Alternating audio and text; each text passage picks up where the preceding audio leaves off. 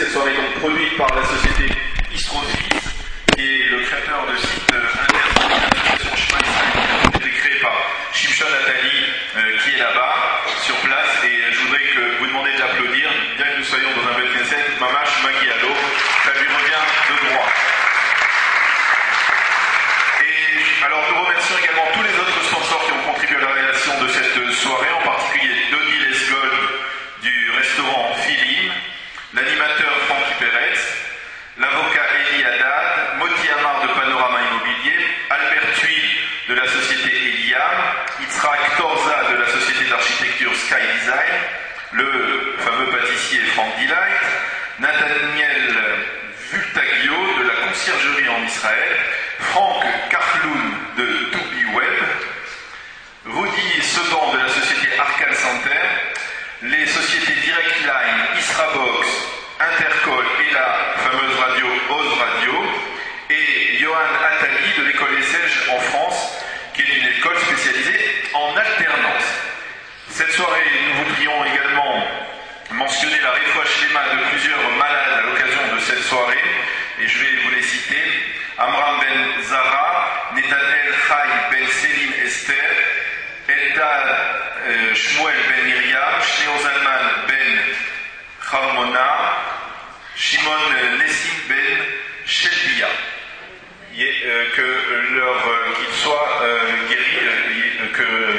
Qu'ils soient guéris prochainement. Alors, nous allons rentrer dans le vif du sujet, et je voudrais avant vous présenter les deux rabbinim. Je voudrais présenter le Rav Raphaël Sadin. Le Rav Raphaël Sadin est rabbin, il enseigne à la Yeshiva de Torah d'Israël dans la vieille ville de Jérusalem.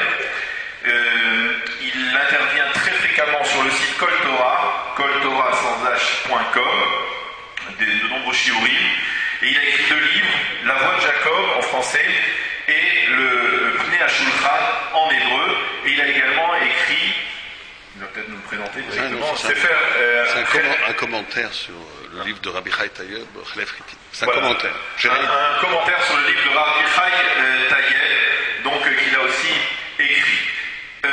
Notre second intervenant, Eli Kling, le Rav Eli Kling, qui est le directeur de la Midrasha de Chemdat Hadarot, dans le sud du pays pour jeunes filles, et qui également intervient aussi sur les sites internet assez fréquemment, en particulier à travers le site de sheila.com. Voilà. Ceci étant dit, donc nous allons essayer de rentrer dans le vif du sujet, et je voudrais tout d'abord demander aux rabbinim de nous présenter pendant quelques minutes les positions de ces 2 grands courants que sont le courant Haredi aujourd'hui et le courant sioniste religieux. Alors nous allons donner la parole au Rav Raphaël Sadin pour nous présenter donc le courant orthodoxe. Oui, bonsoir. Je ne sais pas si je vais représenter le courant orthodoxe, je ne représente ici que moi-même, bien entendu, mais chacun a sa sensibilité et sa pensée qui vient effectivement d'un monde. Ce qui m'intéresse ce soir, c'est d'essayer effectivement avec le Rav Kling et avec vous de réfléchir sur un sujet. Vous savez qu'il y a 2 ou 3 grands débats en Israël que l'un occulte l'autre. Le débat, c'est la religion laïque.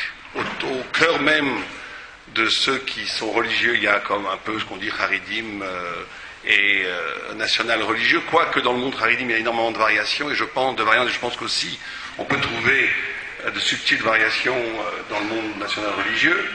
Et ces débats-là sont effectivement étouffés très souvent par le fait que la crise israélo-arabe, et c'est effectivement une bonne occasion ce soir d'en parler. Donc, je vais essayer de poser d'abord les fondements métaphysiques d'un certain refus du sionisme posé par les courants qu'on appelle Haridim. Le premier pour ça, je voudrais juste vous convoquer le premier Rashi que tout le monde connaît. Vous savez que le premier Rashi, dans Bereshit, pose la question en disant pourquoi est-ce que la Torah n'a pas commencé avec la première mitzvah, ça veut dire Rosh Chodesh, la notion du temps juif. Et il répond, c'est effectivement pour nous donner le droit à la terre d'Israël, pour montrer que Dieu a créé le monde et qu'il nous a donné la terre d'Israël.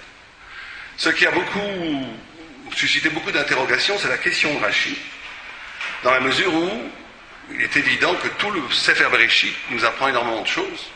Et quel était le fondement de la question de Rashi de vouloir faire commencer la Torah par la première mitzvah? Et le Maharal de Prague explique la chose suivante, il dit que le territoire juif en essence, là où il habite, et c'est pour ça qu'il est immortel, c'est pour ça qu'il n'obéit pas au principe de l'histoire, c'est Shamaïm, c'est le ciel, c'est la Torah, c'est la volonté de Dieu. Et c'est pour ça que le peuple juif est comparé à la lune, comme la lune reflète la lumière d'un ailleurs, d'un autre astre, le peuple juif, dans son essence, est le reflet de la divinité. Il est l'introduction dans le monde, dans l'univers mondain, d'une dimension radicalement haute, de l'au-delà de l'être. Et c'est ça la fonction du peuple juif. La fonction du peuple juif, c'est d'être le reflet de Dieu, et par ce fait même-là, n'obéir à aucune catégorie, ni du politique, ni de l'historique, ni de l'économique.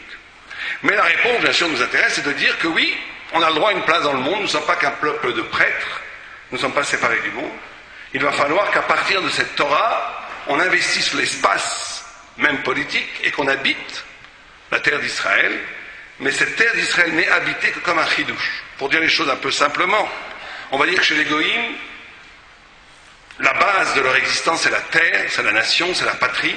Et à partir de cette existence-là, on va bâtir des systèmes spirituels, des projections spirituelles, qu'on nomme vulgairement la religion.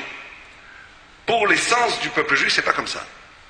Et c'est ça que, donc chez les goïms, la naturalité va être l'État, la patrie, la terre, et le chidouche, la nouveauté, va être un accès à la transcendance. Il y a aussi chez les goïms une capacité d'accéder à la spiritualité, mais elle sera toujours seconde. Alors que pour le peuple juif, c'est exactement le contraire. On est premièrement intrinsèquement spirituel. Notre identité la plus profonde est liée à la parole de Dieu, à l'infini, à l'éternité, à l'immortalité. Et l'habitacle, la possibilité d'habiter une terre est un chidouche. Il faut toujours le voir comme un chidouche, comme une nouveauté. Et celui qui projetterait des structures économiques, politiques et historiques sur la terre d'Israël, épousant la tsoura, la forme commune au goïm, serait une trahison de la vocation d'Israël. C'est pour ça que c'est un chidouche. Et donc, la possibilité d'habiter la terre d'Israël n'est qu'une conséquence de la lumière de la Torah. Et donc, il s'est passé un événement historique qu'on ne discute pas, on ne discute pas les événements historiques, ils ont eu lieu, le sionisme politique, qui lui-même est héritier des Lumières, de la Scala, qui a posé comme fondement, notamment avec Herzl et d'autres, que le peuple juif devait rentrer dans le schéma classique de l'histoire. Alors que, et là on rentre dans peut-être déjà le fond du débat, et que vous savez que d'après certains textes, la dernière galoute va être véhiculée par nous-mêmes, par le peuple juif lui-même. En d'autres termes, les catégories de Édom, de l'Occident, le parlementarisme, la démocratie, la culture, les médias, tout l'organisme politique qu'on voit en Occident, s'est installé en Israël avec la caravane et le cortège du sionisme. Et c'est pour cela, c'est une des facettes de la problématique, c'est que les rabbinim, les très grands rabbinim, du Rav Wasserman, du Rav de Briskorouv, le Rav Chaim, le Chazoni, je pourrais en citer des centaines qui sont tous des gdolim immenses, ont vu dans le sionisme politique une trahison de la vocation d'Israël au sens où l'essence même du peuple juif était d'habiter un espace conceptuel, symbolique, qui est au-delà du monde, qui est celui de la parole de Dieu, et d'être animé par une existence qui est elle-même pleine de Gdusha, on appelle la sainteté la Gdusha, et qu'à un moment donné, une partie du peuple, ça a commencé même avant le sionisme, ça a commencé avec la Haskalah, a commencé à définir une nouvelle identité du peuple juif, qui va se définir à partir ou de lui-même, ou à partir de l'histoire, ou à partir de la culture.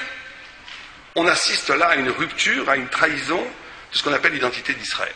Et donc c'est à ce niveau-là qu'il va y avoir forcément débat. Alors je sais très bien que même énormément de Haridim disent que le fait de revenir en Israël, c'est quelque chose de magnifique. Le fait que les exilés se retrouvent sur la terre d'Israël, le Ishuv, Eretz Israël, là aussi je voudrais qu'on fasse un petit peu le ménage conceptuel. Il ne faut pas mélanger le sionisme politique et la mitzvah de Ishuv, Eretz Israël. La notion d'habiter Eretz Israël est une notion fantastique, une des plus grandes mitzvahs qui puisse y avoir lieu. Et le Briskorouv, qui n'était pas connu pour son sionisme, quand il rentrait en Israël, il a embrassé la terre d'Israël, il n'est jamais ressorti d'Eretz Israël en pensant que c'était même interdit de sortir d'Eretz Israël. Et donc l'amour de la terre d'Israël, l'amour et la volonté de vouloir habiter la terre d'Israël. Je pense que la Aliyah aujourd'hui la plus importante de France, en tous les cas, elles sont peut-être des Haridim. Mais en tous les cas, il faut faire très attention de ne pas mélanger les choses.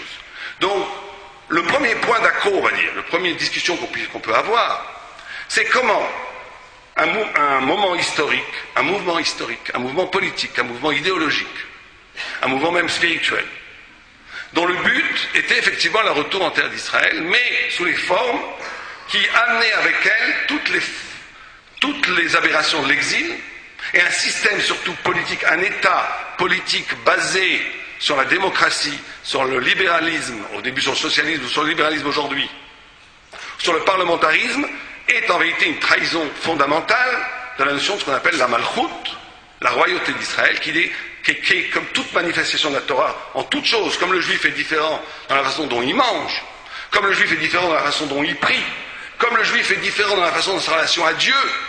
Le juif se doit de révéler ce qu'on appelle la Gdusha, la sainteté, la transcendance absolue, radicale, dans son rapport aux politiques et à l'organisation de la cité. Or, quand une partie du peuple juif a épousé une forme du politique qui n'a en vérité aucun rapport avec la Torah, mais qui est l'héritier et des Lumières et de la démocratie occidentale, se pose ici un problème pour énormément de penseurs, de Gdolim, Haridim, de dire, est-ce qu'il n'y a pas trahison de la vocation d'Israël, sans parler, je finirai avec ça, au-delà, avant même la problématique de savoir que cet État a sécularisé le peuple juif. Au-delà même tout le monde connaît l'histoire des juifs thémanides, des juifs marocains qui sont arrivés avec les papillotes et qui se sont retrouvés ici, on va dire, les citoyens de deuxième zone. Mais ça, je dirais que c'est encore même une conséquence de la problématique que je viens d'exposer. J'avais un ami, un photographe qui s'appelle Frédéric Brenner, qui photographiait les juifs en exil. Il les a refotographiés ici. Il disait que malheureusement, pourtant lui c'est un sioniste, il disait malheureusement en exil, quand je les photographiais au Théman ou en Russie, ils avaient une sorte de royauté, de noblesse juive de l'exil. Et quand ils sont venus ici, on aurait dit des prolétaires, on aurait dit des beaufs israéliens. On a réussi à créer une banalisation de l'esprit juif, et c'est sur ça que va se poser une résistance héroïque, absolument indispensable, du monde haridi pour garder la hauteur et la grandeur de la Torah comme référence à l'identité d'Israël. Je commencerai avec ça, on pourra bien entendu développer plus tard. Alors, avec la présentation du sionisme religieux, trahison par rapport à la malchoute. Quand je présente ou j'explique? Non, mais d'abord, je remercie le Rav Sadine d'avoir appelé le premier Rachid de la Torah, qui en effet est particulièrement important et de bonne loi. Pour ce qui nous intéresse ce soir. Le premier Rachid de la Torah, je ne sais pas si tout le monde se rappelle, donc ça vient d'être rappelé rapidement. Rachid dit, mais enfin, qu'est-ce que c'est que cette Torah qui commence par Bereshit bara Elohim? C'est pas comme ça que ça devrait commencer. La Torah devrait commencer par la première mitzvah qui a été donnée à Israël. Or, la première mitzvah qui a été donnée à Israël, elle ne se trouve pas dans Bereshit, chapitre 1, verset 1. Elle se trouve dans le livre de Shemot, chapitre 12. À Chodesh Hazelachem, Rosh Chodeshim. C'est vrai qu'il y a eu quelques mitzvot qui ont été données à l'un à l'autre de nos pères. Enfin, la première mitzvah qui vraiment a été donnée au peuple en tant que peuple se trouve à peu près au moment où on devait sortir d'Égypte. Et donc, il fallait commencer par là. Grosse question, en effet, comme vient d'être rappelé, grosse question des différents commentateurs, mais enfin, Rachid. Si on avait commencé le fromage par ce mois-ci sera pour vous le premier des mois, on n'aurait pas su que Dieu a créé la terre, on n'aurait pas su qui était Abraham, on n'aurait pas su qui était Isaac et Jacob. Enfin, on ne peut pas imaginer une Torah qui ne raconte pas l'essentiel, qui ne raconte pas que Dieu a créé le monde. Grosse question que posent donc nos commentateurs. Je ne vais pas vous embêter maintenant avec les différentes réponses qui ont été données. Mais enfin, peut-être qu'il faudrait voir le Rachid de manière un petit peu différente. Pourquoi est-ce que Rachid est persuadé qu'il fallait commencer par la Chodesh Hazelachem? Parce que Rachid, dans sa manière de concevoir les choses au départ, il s'imagine que la Torah, c'est un recueil de lois. Et comme explique le Maharal sur la question du Rachid, en effet, au départ, on aurait pu croire que la Torah était là pour nous dire qu'est-ce que c'est qu'être juif, c'est-à-dire être juif, ça appartient à une religion, qui dit religion dit loi, voilà quoi je dois respecter, voilà ce que je ne dois pas respecter. Évidemment que Dieu a créé le ciel et la terre, c'est très important, on n'avait pas besoin d'écrire ça dans la Torah. Torah, ça vient de Hora'a, enseignement pratique, savoir qu'est-ce qu'il faut faire, qu'est-ce qu'il ne faut pas faire. Et donc, que Dieu a créé le monde, il fallait l'écrire dans un autre livre du Tanakh, mais pas dans la Torah elle-même. Voilà comment comprendre la question. Mais si on comprend comme ça la question, c'est quoi la réponse? Rachid dit la réponse, pourquoi est-ce que, malgré tout, on a commencé par Bereshit, par Elohim, Rachid? C'est pour qu'on puisse répondre aux non-juifs lorsqu'ils nous diront vous êtes des impérialistes, vous êtes des colonialistes, vous avez volé la terre d'Israël. Et à ce moment, on devra leur dire mais non, la terre d'Israël, on n'a pas volé, Dieu a créé le monde, et donc toute la terre lui appartient, et donc la terre d'Israël appartient à celui que Dieu a décidé d'attribuer, si c'est à eux, c'est à eux, c'est à nous, c'est à nous. Et là, tu ne comprends plus du tout. Si on a expliqué la question comme on a expliqué tout à l'heure, c'est-à-dire si même les choses les plus importantes ne doivent pas figurer dans la Torah, parce que la Torah, c'est censé être uniquement une liste de lois, en quoi est-ce que la réponse de Rachid est une bonne réponse?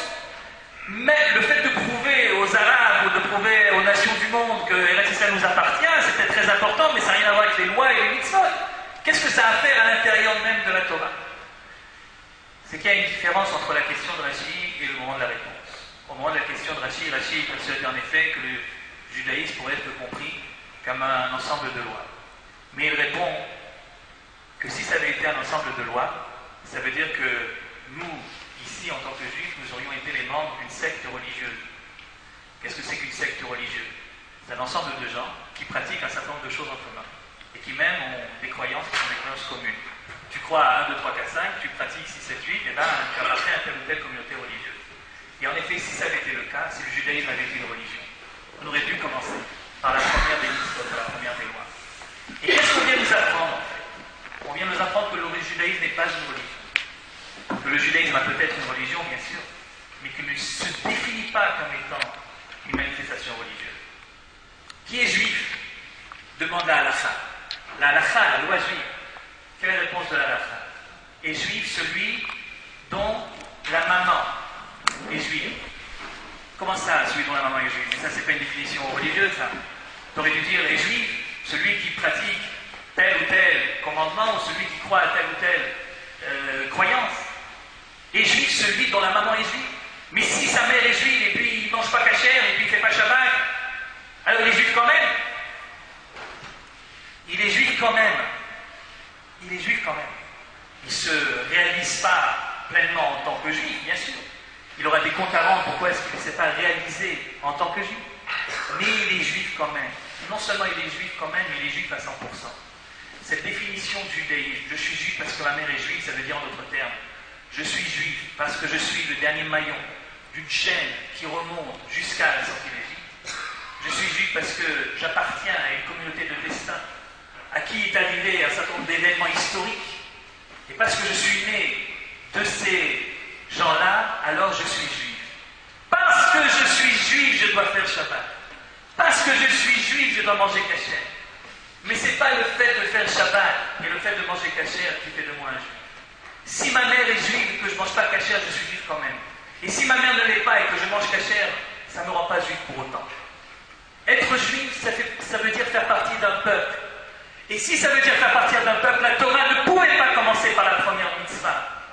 Si elle avait commencé par la première mitzvah, elle nous aurait laissé croire qu'être juif, c'est faire partie d'une religion, c'est être membre d'une confession mosaïque. Mais comme nous sommes membres d'une nation, comme nous faisons partie d'un peuple, comme nous avons une histoire passée commune et sans doute également un destin qui est le même pour nous tous, alors il fallait commencer par l'histoire. L'histoire de la création du monde, l'histoire d'Abraham, l'histoire d'Israël, l'histoire de Jacob. Il n'y a que les peuples qui ont des histoires. Les religions ont des lois. Et comme le judaïsme est une histoire, l'histoire d'une nation, alors il fallait commencer par tout le livre de Bereshit. Et il fallait commencer par le début du livre de Shemot, avant de nous donner la première des lois. Je ne voulais pas commencer en fait par ça, mais c'est en fait le Rav Sadi qui m'a tendu la perche avec le premier Rachid. Et si réellement, être juif, c'est d'abord faire partie d'un peuple. Et parce que je suis juif, je dois appliquer telle ou telle chose. Parce que je suis juif, j'ai une religion. Mais je suis juif d'abord parce que le destin, ce que nous appelons la Hashgacha, m'a fait naître à l'intérieur de ce peuple particulier. Alors j'ai une histoire. Et si j'ai une histoire, j'ai également une géographie. C'est pour ça que Rachid répondra, si on a commencé par Bereshit, c'est pour avoir quelque chose à répondre aux nations du monde qui nous disent vous êtes des voleurs. Vous savez pourquoi les nations du monde peuvent nous dire vous êtes des voleurs? Pourquoi est-ce qu'on serait des voleurs? Chaque nation a sa terre, pourquoi on n'aurait pas la nôtre? Et ça veut dire on est des voleurs. Parce que, puisque vous êtes une religion, vous êtes des voleurs. Pourquoi vous prétendez avoir droit à une terre? Les terres ne sont pas distribuées à des religions, les terres sont distribuées à des nations. Puisque vous êtes une religion, vous n'avez pas droit à une terre, vous êtes des voleurs. Et la réponse est, mais nous ne sommes pas une religion, nous sommes un peuple. C'est pour ça qu'on a droit à une terre. La Torah ne commence pas par la première loi. Puisque je suis un peuple, alors j'ai une histoire. Et si j'ai une histoire, j'ai une terre également. Voilà ce que la suite nous enseigne. Il est bien probable, en effet, bien possible, ce n'était pas un hasard que le Rav Sadir ait commencé par là. Il est bien probable, en effet, que le problème de fond, finalement, entre le monde qu'on dit Haredi et le monde qu'on dit sioniste religieux, là aussi, je ne suis pas d'accord avec les définitions, mais c'est comme ça qu'on les appelle, alors attendez comme ça. Eh bien, il est bien possible que dans le fond, ce n'est pas tellement autour de l'État que nos grandes discussions sont les plus divergentes, mais sans doute parce que peut-être une partie d'entre nous, l'exil aidant, a fait qu'on a un petit peu oublié cette notion de nation à laquelle nous appartenons. Et que le retour à la terre, c'est en fait une prise de conscience à nouveau de ce que nous sommes réellement, une véritable nation, avec un territoire, et avec une histoire, et avec également une loi, la loi que nous avons reçue au Sinaï, et dont c'est notre devoir d'essayer d'appliquer dans le pays que Dieu nous a donné. Alors, il est intéressant de rappeler au niveau de l'actualité que lorsque l'on parle aujourd'hui, vous savez que Benyamin Netanyahou a demandé que l'État d'Israël, que les Palestiniens reconnaissent le caractère juif de l'État d'Israël, et que la réponse des Palestiniens, c'est exactement cette réponse. Vous n'êtes pas vous êtes une religion, donc vous n'avez pas besoin d'être défini comme un État juif. Le deuxième paragraphe de la charte de l'OLP, voilà. Je ne sais toujours pas si ça a été aboli ou pas, et la charte de l'OLP dit en deuxième paragraphe, en effet, puisque les Juifs sont une religion et non pas un peuple, ils n'ont droit à aucun État, et certainement pas à une partie de la Palestine historique. Voilà, alors, je voudrais avancer. Nous avons célébré, chacun à sa manière, je dirais, il y a un peu moins de 24 heures, un peu plus de 24 heures, les festivités du 62e anniversaire de la création de l'État d'Israël, du Yom HaAtzmaut. Alors, ma première question sera aux deux rabbinim, elle est semblable. Est-ce que cet État qui a été créé il y a 62 ans, qui se développe, qui est en perpétuelle mutation, est-ce que cet État, c'est un des maillons de la renaissance messianique, de la délivrance messianique, de la Géoula? Est-ce que l'État d'Israël est le siman de la Atratat Géoula? Alors ça, c'est la très grande question, la question piège, parce que c'est une question si on veut véritablement réfléchir. Juste un petit mot pour tout ce qu'a dit Rav Kling. On est là tout à fait d'accord, mais je ne crois pas que vous avez répondu à ce que j'ai dit. Qu'on soit un peuple, tout le monde est d'accord, que le peuple a le droit à une terre, tout le monde est d'accord, que, effectivement, nous ne sommes pas une religion, ça, nous sommes beaucoup que la Torah n'est pas une religion, c'est proclamé haut et fort par tous les rabbinim de tous les bords, parce qu'effectivement, la Torah n'est non seulement pas une religion, mais n'est pas non plus une culture d'un peuple, elle est beaucoup plus que ça. Elle est la pierre angulaire de la création, le Istakla Boraïsa Vebara et Alma. Dieu a créé la Torah et après il a créé le monde. C'est-à-dire que la Torah, si c'est une vraie Torah, elle est l'écho de la réalité de l'être dans toute sa plénitude et du monde entier, principalement des Juifs, mais du monde entier. Donc ça, on est absolument d'accord. Ceci dit, sur votre question, je ne veux pas escamoter cette question ni vous répondre par une pirouette. Tout événement historique a une portée métaphysique, une portée de transcendance, une portée de Hashgacha Klalit. Tout. Donc c'est ça la difficulté. Donc quand vous me dites que la création de l'État d'Israël, est-ce qu'elle s'inscrit dans le processus de l'économie générale de la Géoula, bien entendu, comme toute chose, comme tout grand, surtout quand cette création permet aux Juifs de revenir sur leur terre. Donc le problème n'est pas là. Le problème c'est qu'au cœur même de ce processus de Géoula, c'est inscrit peut-être un autre processus anti-Géoula, qui est la création en Israël d'un organigramme politique mais aussi culturel, où les Juifs vont se définir au cœur même d'Israël à partir d'une définition anti-Torah. Vous savez qu'il n'y a pas, je pense que même on peut être sioniste et admettre cette chose-là, je ne crois pas qu'il y a une virulence anti-religieuse aussi forte dans le monde qu'en Israël. Je n'ai jamais entendu des gens parler sur les Haridim, et en utilisant des fois des mots infamants, que je ne veux pas répéter ici, en parlant d'un groupe de gens qui, dont la plupart, ne veulent en réalité qu'une chose, se rapprocher de Dieu, étudier la Torah, aider le peuple juif. Et je crois qu'il est très important aussi de rappeler que personne n'a le monopole de l'amour de la terre d'Israël, personne n'a le monopole de la notion de la responsabilité du peuple. Le fait que si on fait confusion entre peuple et nationaliste, alors là oui, peut-être qu'il y a discussion. Mais le souci de solidarité du peuple, quand les grands rabbinim, vous savez que par exemple, les députés, moi j'aime pas du tout la politique, mais les députés haridim, la plupart du temps, se battent pour des questions qui n'ont aucun rapport avec leur monde à eux. Les questions de guéroute, de conversion, de personnes qui n'est pas authentique, les questions de Chilou Shabbat, les questions de Kashrut, ne sont pas du tout des questions qui ont une incidence directe sur la vie du Haridi dans son quartier religieux, mais qui sont une prise en charge et d'essayer de sauver ce qui peut être juif dans cet État qui essaie de laïciser et de nier l'essence divine du peuple juif. Donc, je répondrai à votre question en disant, oui, bien entendu, mais à quel titre? Et comment elle s'inscrit, ça demande une réflexion. Mauvais clic. Mais si, c'était une pirouette. Ah ouais, non, c'est une pirouette.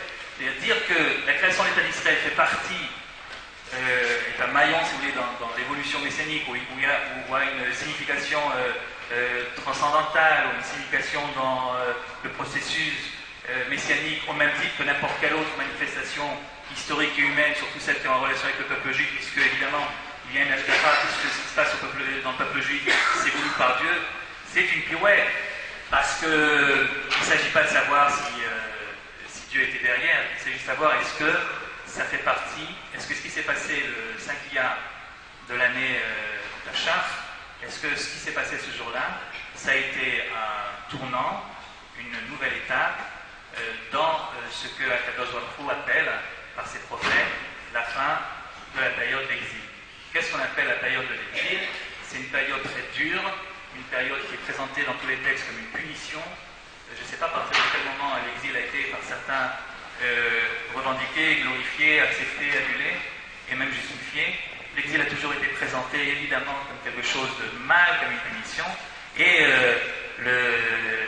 surtout elle avait cette particularité qu'elle était par essence provisoire.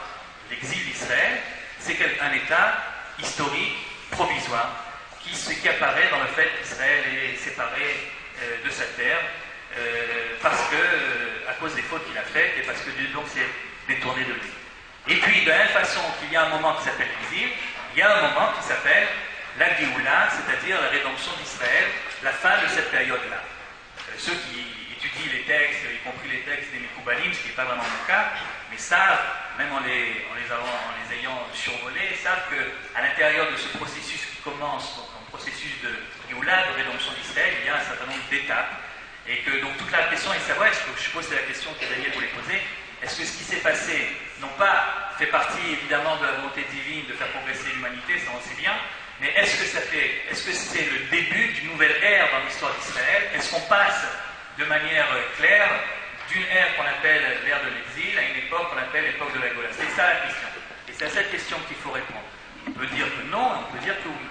Ma réponse à moi est que évidemment, il n'y a pas de signe plus éclatant que la fin de l'exil est en ce moment même réalisée, que le fait de voir ce qui se passe autour de nous, le fait de regarder ce qui se passe à Yerushalayim, ce qui se passe en Eretz Israël, de voir que de manière miraculeuse, parce qu'il n'y a vraiment pas d'autre mot, ce peuple a réalisé ce qu'il a réalisé en si peu de temps.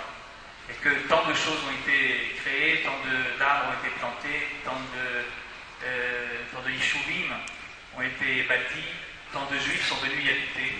Et comme dit le texte du Talmud que tout le monde connaît, mais que certains n'osent pas étudier jusqu'au bout, le texte du Talmud dit de manière très claire En chaketz migoulé misé. Tu n'as pas de signe plus évident qu'on a changé de phase, que c'est la fin de l'exil, qu'on est passé à une autre période. 2 points. Chez Haaretz, Notenet et Piria. Lorsque tu verras la terre d'Israël porter des fruits.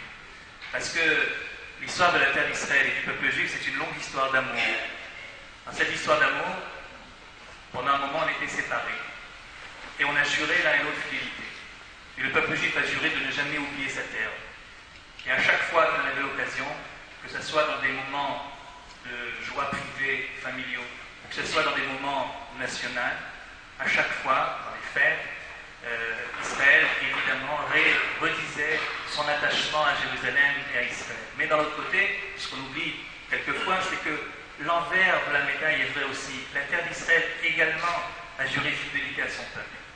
Et malgré les efforts qu'ont fait les nations du monde pour essayer de la fertiliser, elle est restée, tant qu'Israël n'était pas présent sur sa terre, elle est restée aride. Il n'y a pas de signe le plus évident que Dieu a décidé de changer la phase de notre histoire, de mettre fin à l'exil et de commencer le processus de rédemption d'Israël, que lorsque tu verras cette terre aride redonner finalement ses fruits.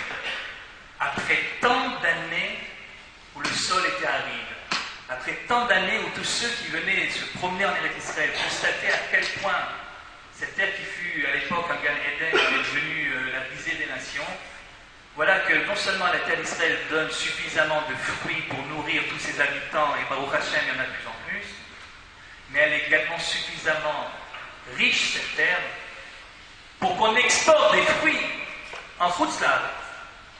C'est-à-dire que la ménagère de Sarcelles, lorsqu'elle fait son marché, et qu'elle voit des fruits d'Eretz Israël sur le marché de Sarcelles, elle devrait comprendre, si elle a étudié le texte, et si on le lui a enseigné, qu'il s'agit ici d'un changement de phase, que l'exil est terminé, et qu'elle n'a que le choix de faire partie des Juifs qui sont restés en arrière, et qui continuent à vivre une période de l'exil, alors que c'est une période qui est en train de s'achever, ou bien qu'elle rejoigne le peuple juif qui est en train de revivre sur sa terre et de la faire revivre par lui, et de commencer un processus de rédemption. C'est la raison pour laquelle la date du 5 Iyar de l'année 1948 n'est pas simplement une volonté de Dieu de faire avancer les choses, mais réellement un des moments charnières de l'histoire d'Israël, un changement de phase. On est passé de l'exil à un début du processus de la rédemption de la Géoula. Bon, alors là, je crois qu'on arrive effectivement au cœur du débat. Alors, si vous considérez que c'est une pirouette, je vais être très précis. Effectivement, pour nous, l'exil continue. Et c'est même pire que ça, puisque le Brisker Ruf disait que celui qui considère que l'exil est fini va contre les Chazal, puisque les Chazal a dit El Ben, il n'y a pas de différence entre l'exil et le temps messianique, que Shibud Malchuyot, et que si on est encore... Il suffit de voir, je comprends, vous me parlez des belles tomates qu'on exporte. Peut-être une fois j'avais un débat avec un sioniste qui était complètement laïque, lui, qui me parlait des grandes réussites d'Israël, des vaches, des tomates. Excusez-moi, la grandeur d'Israël, ça a toujours été la grandeur de l'esprit. Ça a toujours été sa capacité de créer une grandeur de pensée, que les kibboutz sont très bien réussis. Je m'en réjouis, peut-être autant que vous d'ailleurs. Mais d'en faire un élément central de la Géoula, ça me paraît tout à fait réducteur. Et surtout, j'ai l'impression que vous occultez complètement, comme si vous ne le voyiez pas, et c'est tout à fait étrange pour un homme religieux, comme si vous ne voyiez pas qu'en Israël a été reconduit un exil massif. Il suffit de... Moi je ne vois pas la télé heureusement, mais les rares fois où j'ai allumé la télé israélienne, j'ai été stupéfait par la bassesse de ce qui était présenté là-bas. Si ça c'est pas un exil au cœur même de l'Eretz Israël, je ne sais pas ce que c'est. Quand on voit le débat des hommes politiques à la Knesset, quand on voit le débat dans les médias, quand on voit la qualité existentielle de l'Israélien moyen, si ça c'est pas un exil, si pour vous ça c'est la représentation de la Géoula et du début du messianisme, excusez-moi, on n'a pas lu les mêmes textes. La Torah, la venue en Eretz Israël, ça le Gra le dit, tous les Chazal le dit, tous nos grands sages nous ont dit, toute la raison et la pertinence d'habiter en Eretz Israël n'est valable que si elle est le lieu où la Torah va devenir énormément plus grande, où les mitzvot vont prendre tout leur sens. Le Ramban, qui est un texte qui est très, très utilisé par les sionistes, et ça on est tout à fait d'accord encore une fois, c'est là où je dis qu'il faut être dans la finesse des concepts, parce qu'on peut faire de la démagogie et dire combien c'est beau qu'on soit revenu, mais on est d'accord là-dessus, encore une fois. Moi je suis très content d'habiter en Eretz Israël, je ne veux pour rien au monde habiter ailleurs, je suis très content que mes enfants grandissent en Eretz Israël, et j'aime cette terre, et je ne considère pas que vous avez le monopole de l'amour d'Eretz Israël. Mais ceci dit, on ne peut pas non plus se voiler la face et ne pas regarder l'extraordinaire chute spirituelle que représente ce changement sournois d'identité, où on est passé d'une identité divine de la hauteur de l'esprit, une identité étatique, où on est passé du juif à l'israélien. Alors je sais très bien qu'il y avait un rêve, Rav Kook avait pensé de façon mystique que la terre d'Israël rendrait les Juifs religieux par la force mystique de la terre, j'ai pas l'impression, en tous les cas, que sur ce point-là, il a eu raison, quand on voit autour de nous. Alors, bon, j'ai peut-être tendance à... Alors, je vais vous poser une question, et puis après, je poserai aussi une question par rapport à ce qu'a dit le Rav Kling. Il y a deux manières de voir les choses. Soit on le voit avec Aïn Tova, soit on le voit avec Aïn Ra. Aïn Ra, c'est le plus facile. Être négatif. Et souvent, dans le monde Haredi, corrigez-moi si je me trompe, dès que l'on aborde le sujet de l'État d'Israël, les exemples sont toujours négatifs. C'est-à-dire, moi, par exemple, lorsque je vois l'État d'Israël aujourd'hui, je vois des centaines de yeshivot. Il n'y a jamais eu autant de Torah au mètre carré que sur la terre d'Israël, dans le monde entier. Lorsque moi, je vois aujourd'hui, parce que les choses changent, peut-être qu'il y avait des choses qui étaient vraies il y a quelques années, quelques dizaines d'années. Et moi, par exemple, lorsque je vois, je l'ai cité dans un... Je vous fais une petite blague. Vous voulez dire que la grande réussite du sionisme, c'est le monde Haredi. C'est ça que vous voulez dire? Non, je veux dire qu'il y a de la Torah. Mais c'est très bien. Je veux dire qu'il y a de la Torah. Il y a différentes Torah. On va peut-être parler avec le Rav Kling de différentes formes de Torah. Mais je vais donner un exemple. Par exemple, que j'ai cité il y a quelques temps dans le Hamodia, il y a un chanteur israélien qui s'appelle Eviatar Banaï. D'accord? Il y a quelques années, il était laïc, Riloni. Chanteur à succès. Il remplissait les salles. Dans un concert plein. Il a fait Tchouva il y a quelques années. D'accord? Bresla. Et aujourd'hui, il y a quelques mois, il a sorti un album à succès, mais pas à succès dans le monde Haredi ou dans le monde sioniste religieux, à succès dans l'ensemble de la population israélienne. Il est arrivé numéro 1 au hit parade du bastion du sionisme laïque qu'est la radio israélienne de l'armée Galei Tzahal. Ok?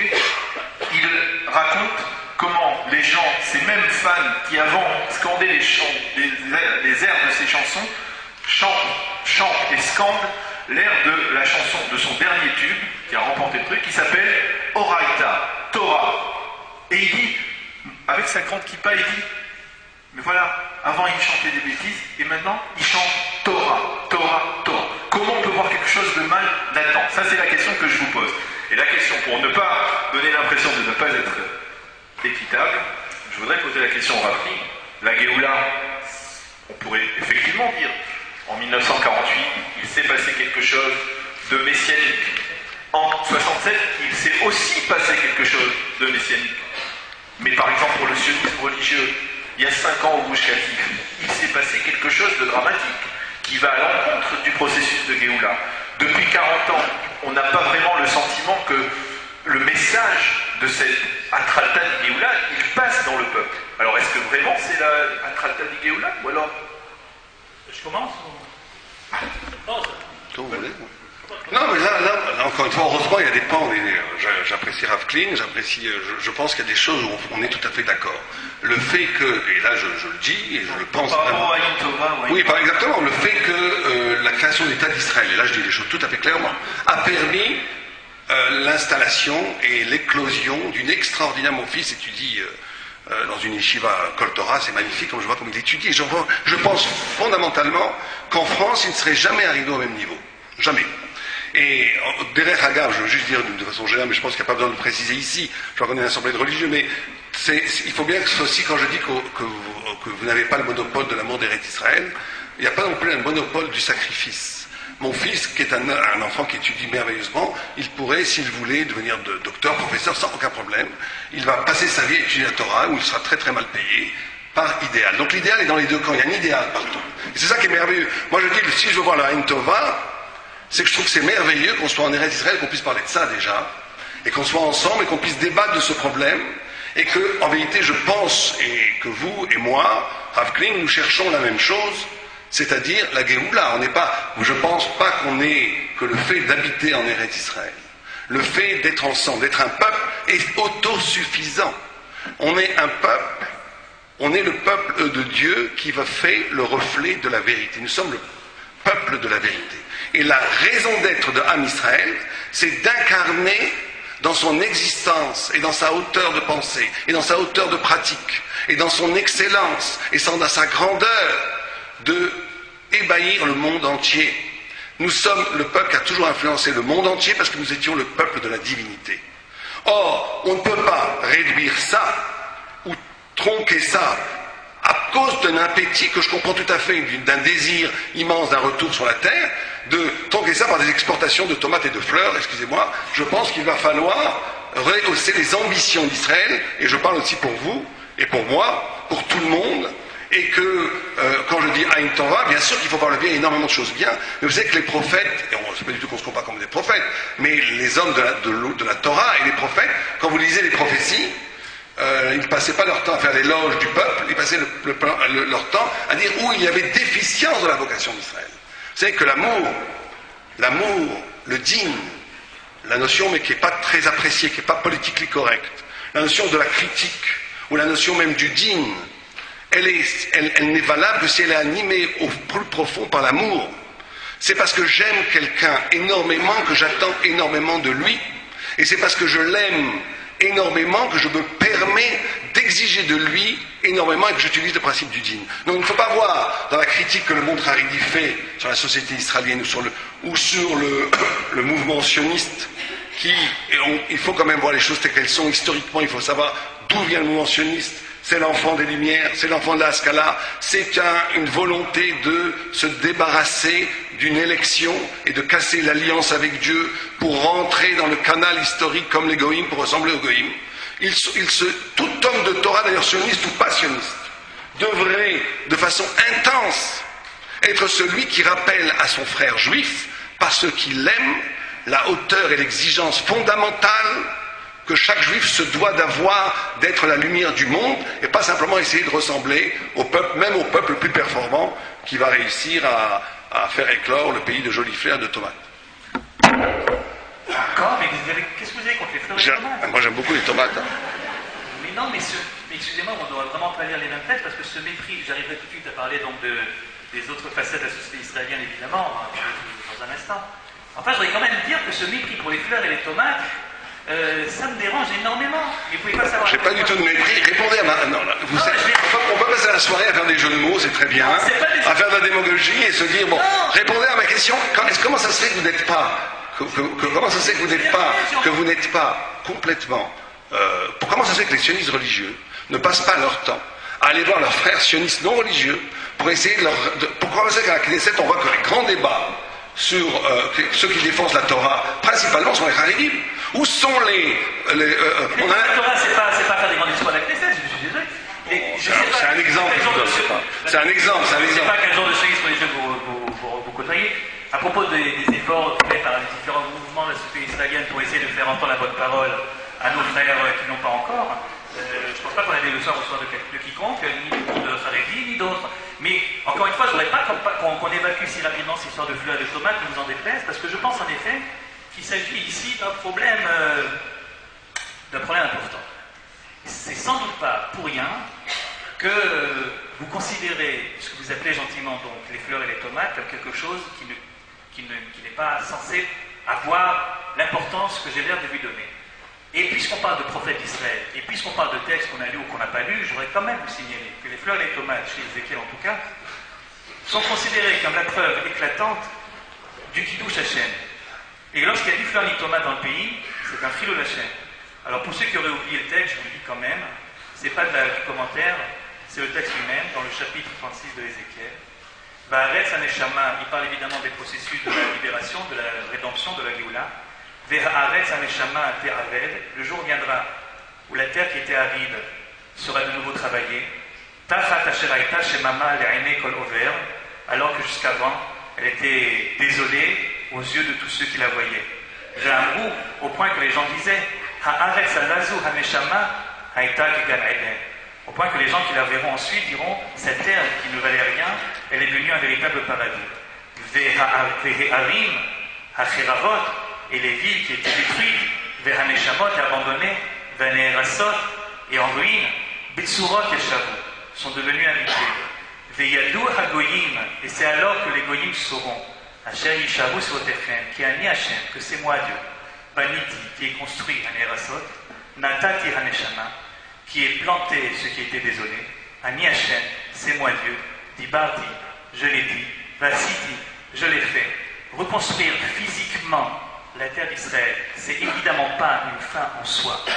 Mais c'est évident que dans la vision du prophète Ézéchiel, comme d'autres prophètes, on pourrait, vous et moi, continuer à citer ce genre de texte, la résurrection physique d'Israël, physique, c'est-à-dire chaque arbre qui est planté et chaque fruit qui pousse, et chaque maison que l'on bâtit, c'est une preuve éclatante d'un Kiddush Hashem renouvelé. Parce que l'exil et la désolation du pays de Dieu, c'est un véritable Chilul Hashem. C'est une profanation du nom de Dieu. Et j'en arrive à ce que vous disiez tout à l'heure, et ce que disait gentiment Daniel. Il est évident que lorsqu'on prend des yishuvim, que lorsqu'on prend des agglomérations juives qui ont été récemment bâties, et que sous l'ordre de l'État d'Israël, on les détruit, c'est en effet un grand Chilul Hashem. Construire le pays, c'est un Kiddush Hashem. Chaque fois qu'un juif vient habiter en Eretz Israël et qui participe à ce processus de retour des exilés, il fait un Kiddush Hashem. Pour faire du Chilul Hashem en dehors d'Israël, on n'est même pas obligé de faire des avérotes, on n'est même pas obligé de faire des actes qui sont condamnables.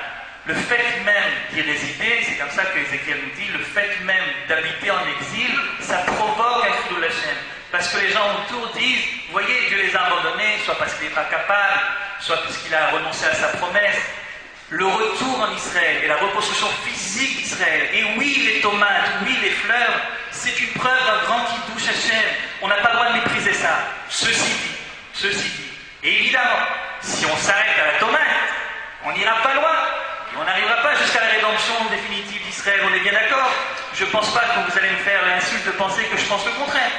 Simplement, il ne s'agit pas de savoir si on y est arrivé ou pas. On est évidemment d'accord qu'on n'y est pas arrivé. Il s'agit de savoir est-ce que oui ou non, on va reconnaître que lorsque Dieu nous fait quelque chose, eh bien, la moindre des choses, c'est de lui dire merci et de le reconnaître.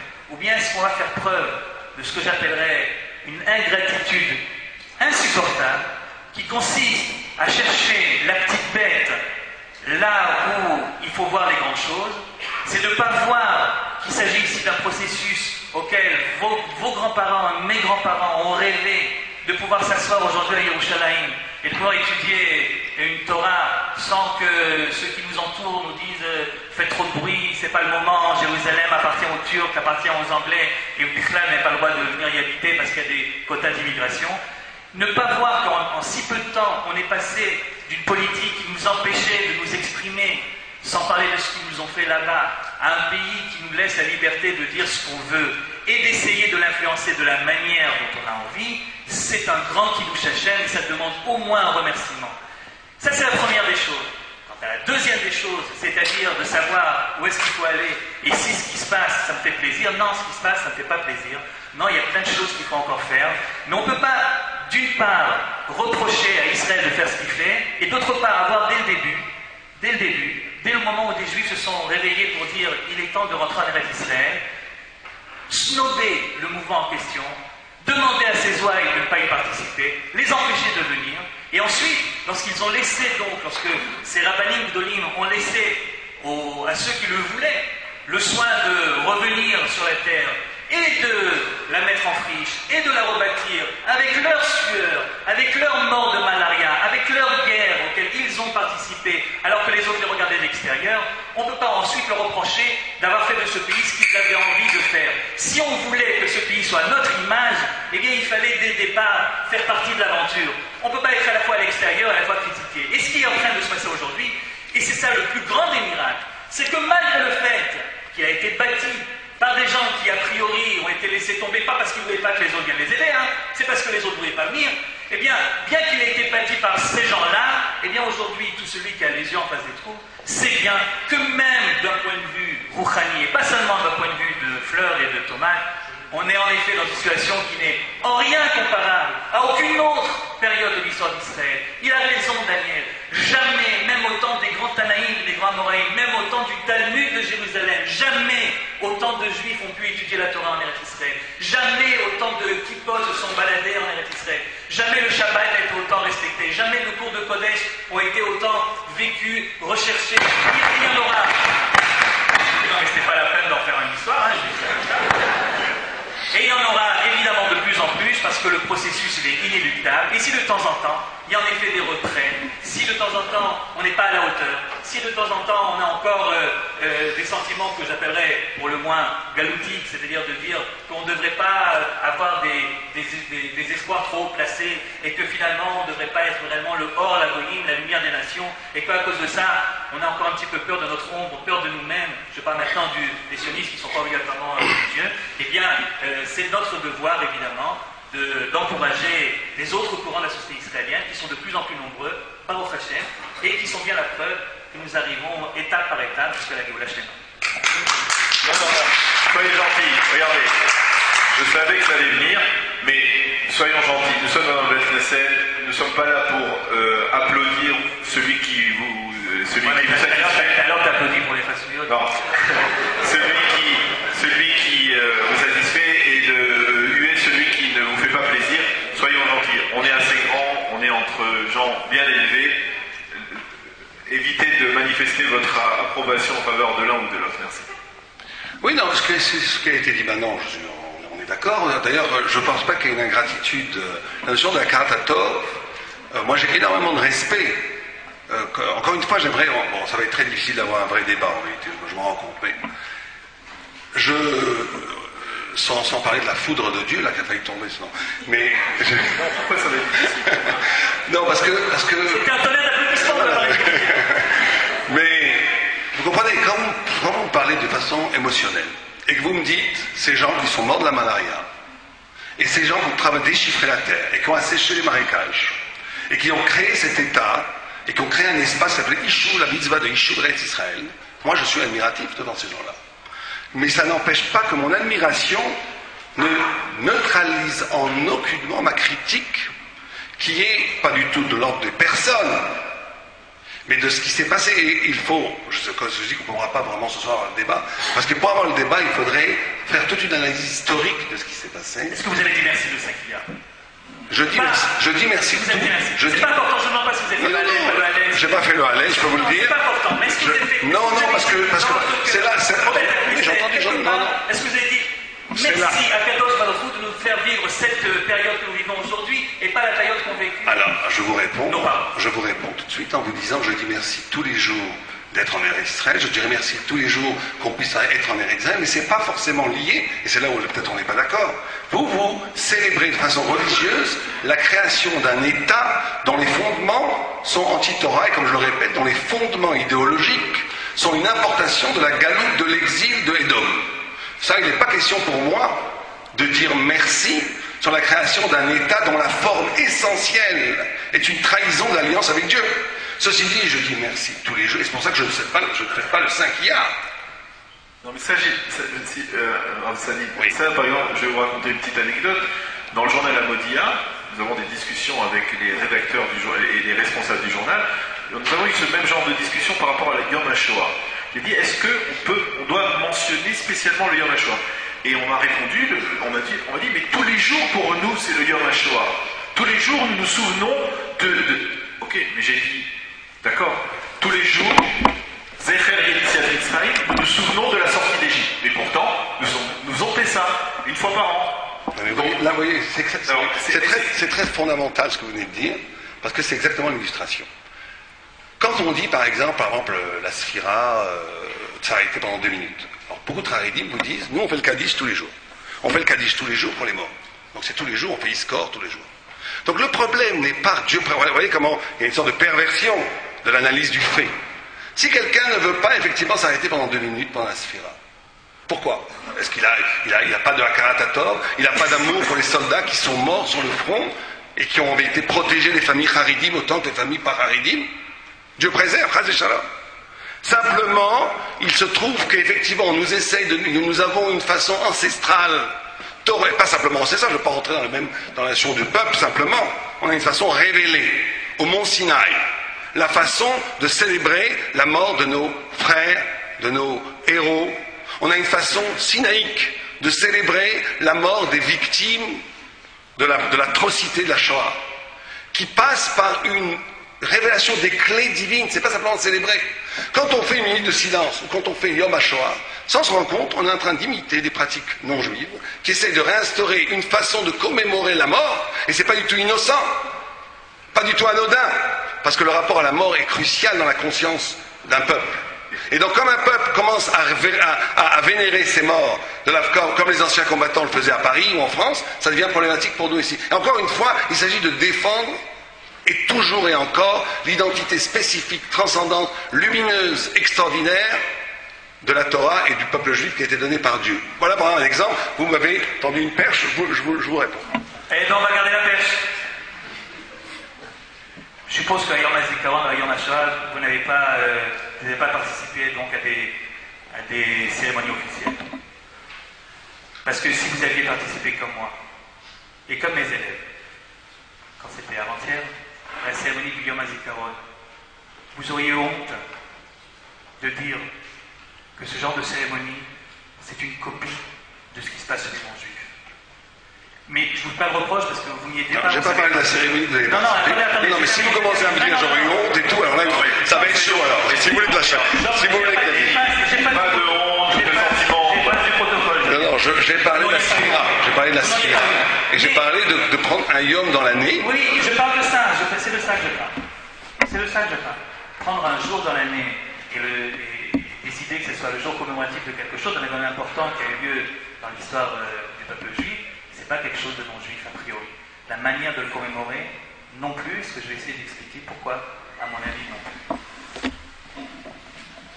Lorsqu'un jour on a annoncé au grand prêtre à Aaron que ses deux enfants étaient morts, il n'a pas fait le Kaddish tout de suite. Il a peut-être fait après, mais je ne sais pas si le Kaddish existait déjà. Ce que je sais, c'est qu'il a écrit qu'il s'est arrêté. Pas parce qu'il avait l'impression d'imiter ou pas d'imiter des goyim, mais parce que c'est un sentiment humain, que parfois la douleur est telle que la meilleure manière de l'exprimer, c'est le recueillement silencieux. À la cérémonie à laquelle nous devons participer donc, pour le Yom HaZikaron, après cette minute de silence, qui a été célébrée par tout Israël, enfin j'apprends en tout cas par la majorité, par l'immense majorité, après donc ce grand recueillement, on a dit des Mishnayot, on a dit le Kaddish, on était pourtant dans un cimetière municipal, non pas dans un yishuv religieux en particulier, mais évidemment que le Rav militaire, c'est lui qui a organisé la cérémonie. Il y a eu un Dvar Torah d'un des rabbanim de l'endroit. On n'avait pas du tout l'impression qu'on se trouvait ici à imiter quelque chose qui a été fait chez les non-juifs.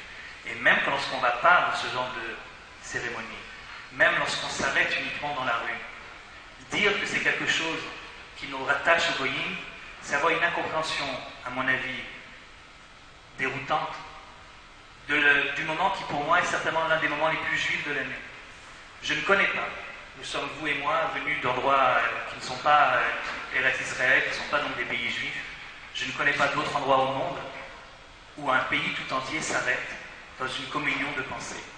Et je ne sais pas non plus comment est-ce qu'on aurait pu faire ça autrement, pour réellement faire en sorte que chaque sensibilité représentée par chaque individu d'Israël puisse se retrouver dans une seule et même communion d'esprit.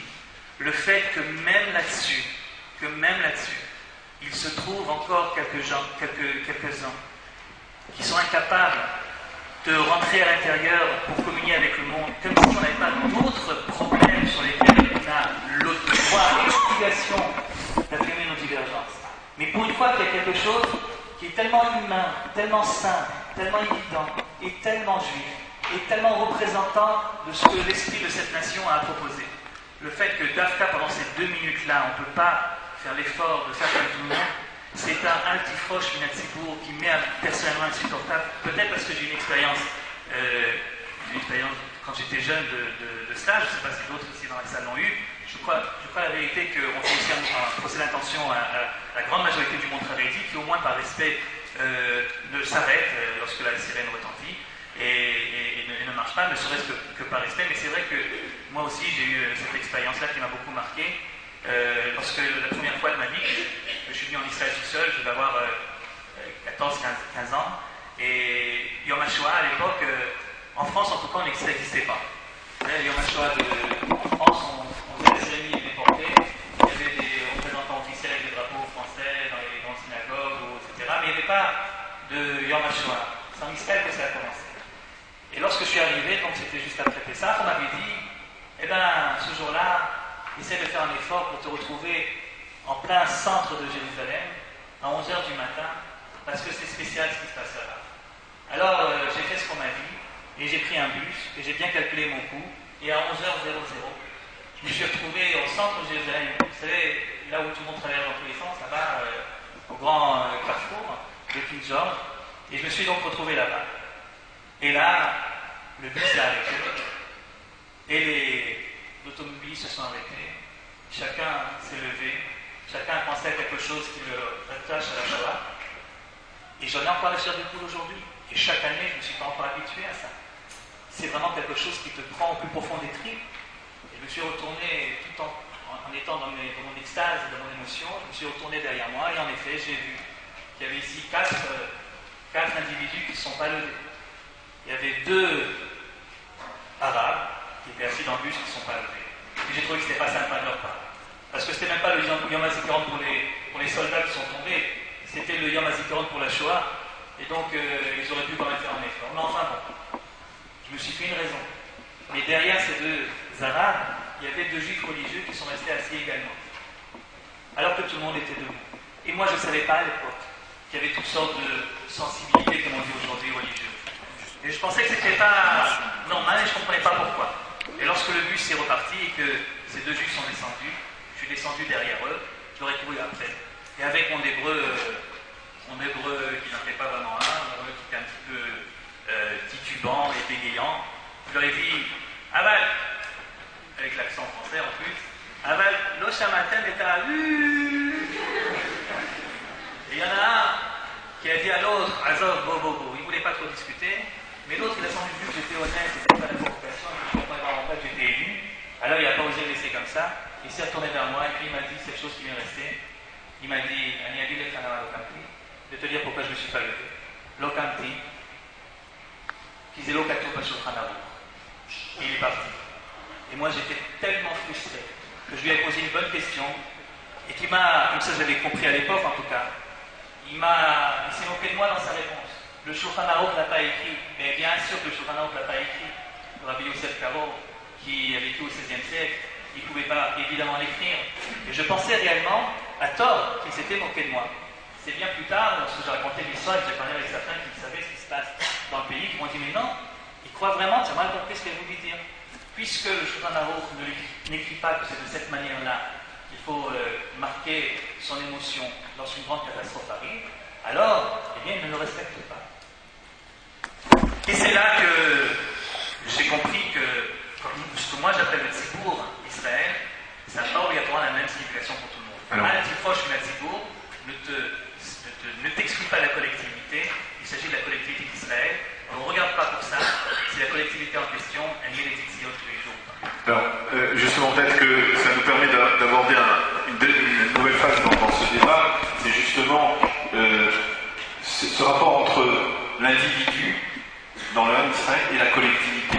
Cette traduction que dans le monde sioniste religieux on appelle la Torah de Rav Kook, l'enseignement du Rav Kook, qui veut que l'on transcrive l'enseignement individuel, la Torah individuelle, et on lui donne une notion de collectif. On lui donne un enseignement de collectif. Est-ce que c'est quelque chose que vous comprenez Rassadim, ou comment vous abordez par exemple ces enseignements-là du Rav Kook? Oui, de toute façon, vous savez que la notion, pour revenir encore une fois, on ne va pas faire une discussion courte autour de cette notion de minute de silence. Il est évident que les Haridim, en tous les cas les Rabbanim Haridim, disent qu'en public, quand vous êtes pour ne pas choquer les gens, il faut effectivement s'arrêter et même communier avec les hommes. Le problème n'est pas là. Encore une fois, on crée quelque chose, on crée une minute de silence pleine d'émotions. Vous savez que vous avez parlé des fils de Aaron qui sont morts. Ils sont morts parce qu'on dit qu'ils ont amené un feu étranger. C'est ça qu'ils ont amené, et le Zohar dit, tout celui qui pleure sur les fils de Aaron est sûr que ses enfants ne mourront pas. Parce que c'était magnifique ce qu'ils avaient fait. Magnifique. Ça venait du cœur, c'était incroyablement honnête, incroyablement émotionnel. C'était magnifique. Simplement, c'était étranger. Dieu ne l'avait pas demandé. Quand cet homme vous a dit c'est pas écrit dans Shulchan Aruch, ce qu'il voulait vous dire par là, c'est qu'il ne voulait pas s'associer à quelque chose de nouveau qu'on peut effectivement après glorifier. Une façon non, quand je dis non juive, ça ne veut pas dire qu'on ne peut pas la rendre juive après, en étudiant des Mishnayot et en faisant parler le rab de l'armée, bien sûr qu'on peut. Mais c'est que, encore une fois, on déracine, quand on fait ça, une façon traditionnelle du rapport à la mémoire des morts. Je ne veux pas continuer, je voulais finir avec ça. Sur votre question, et c'est très intéressant d'ailleurs qu'un homme religieux sioniste, à ce moment-là, voit d'après moi plus le sionisme que la Torah à ce moment-là. Bon. Mais la question du collectif et de l'individuel, vous savez, dans la Torah a toujours été traitée, et encore une fois, il faut vraiment différencier la responsabilité au collectif, la notion dans le monde haridique, en passant par les Chabad, par les Breslas, par les Lituaniens, le mouvement de Tchouva et le mouvement de préoccupation du peuple est constant. Mais il ne doit pas de harvout et d'amour et d'entraide et yatsara et d'autres choses, des organismes qui aident tout le monde. Et, Dieu, je ne sais pas pourquoi vous avez parlé tout à l'heure quand on parlait de l'amour des Juifs, de tzitzit ou pas de tzitzit. Vous savez que la Torah ordonne d'aimer son frère juif au-delà de toutes ses pratiques religieuses. Donc ça, encore une fois, je ne crois pas que vous avez le monopole de l'amour du frère juif, encore une fois. Encore. Mais on peut de façon de cliché de dire, voilà, puisque on rentre de façon plus forcée et plus marquée dans les rouages de l'État, donc on est plus solidaire. Moi, je ne le pense pas du tout. Je pense que la solidarité fondamentale est dans la solidarité non seulement physique de son prochain, mais aussi dans le souci de sa spiritualité des deux. Mais alors cette notion, vous savez que la notion de collectivité, d'individualité, c'est une notion fondamentale dans la Torah, et qui a trait aussi par rapport aux problématiques du messianisme. L'individu dans la Torah se doit de se considérer lui-même comme tout ce qu'il fait à l'actif de tout un Israël. En d'autres termes, quelqu'un qui ferait des mitzvot, étudierait la Torah que pour avoir son monde futur, ou que pour même se parfaire, ou que pour même être un sadique gadol, serait complètement à côté de la plaque pour la Torah. Pour la Torah, le tzaddik, le juif, pratiquant le juif, le ben Torah, celui qui étudie, il le fait toujours à l'actif de Ham Israël et même du monde entier. C'est que le Rambam a un texte magnifique où il dit, quand vous devez voir le monde Chetzi Chayav, Chetzi Zakai, le monde moitié méritant, moitié déméritant, et vous devez vous-même vous voir moitié-moitié, donc vous faites une mitzvah, vous sauvez le monde, vous faites une avéra, vous détruisez le monde. C'est-à-dire que chaque mitzvah est vécu comme un moment crucial où je sauve le monde, où je détruis le monde, où je sauve Ham Israël, où je détruis Ham Israël. Et cette conscience de la responsabilité d'Israël qui passe par la notion, l'obligation de l'exigence de la Torah, de la pratique, et qu'à chaque instant se considérer comme vous avez parlé d'Arévut Zélézé, responsable pour tout Ham Israël. La notion du collectif passe beaucoup plus par ça dans la Torah que par une sorte de communauté linéaire, un peu nivelée, où on est tous pareils parce qu'on s'habille de la même façon, on est tous pareils parce que on communie dans toutes sortes de choses de représentation sociale. Je suis avec mon frère juif fondamentalement, parce que même si j'étudie dans l'ombre des Beth Midrash, dans l'ombre de la Yeshiva, je le fais pour tout Ham Israël. Et celui qui ne le ferait pas pour tout Ham Israël, le mérite de son étude serait pratiquement nul. Et ça, c'est enseigné dans les Yeshivot Harediques. Là, on est d'accord. En effet, quand on étudie, c'est pour tout Israël qu'on étudie, c'est comme ça, dans cet esprit-là qu'on le fait, enfin qu'on devrait le faire, je suppose qu'on le fait en effet, de la même façon que chaque juif qui participe à sa manière, qui essaye dans toutes ses forces de respecter ce que Dieu nous a demandé, évidemment il le fait pas seulement en son nom, mais également au nom du peuple. Je rajouterai simplement qu'il y a encore une deuxième notion, être juif, c'est pas seulement faire nos obligations personnelles du juif qui a reçu le Torah, mais c'est en effet essayer d'être lié au peuple d'une autre manière également. C'est-à-dire, comme le dit Rambam lui-même, c'est-à-dire de se réjouir lorsqu'il se réjouit, le peuple, d'être peiné lorsqu'il est peiné, et de guerroyer lorsqu'il doit lutter.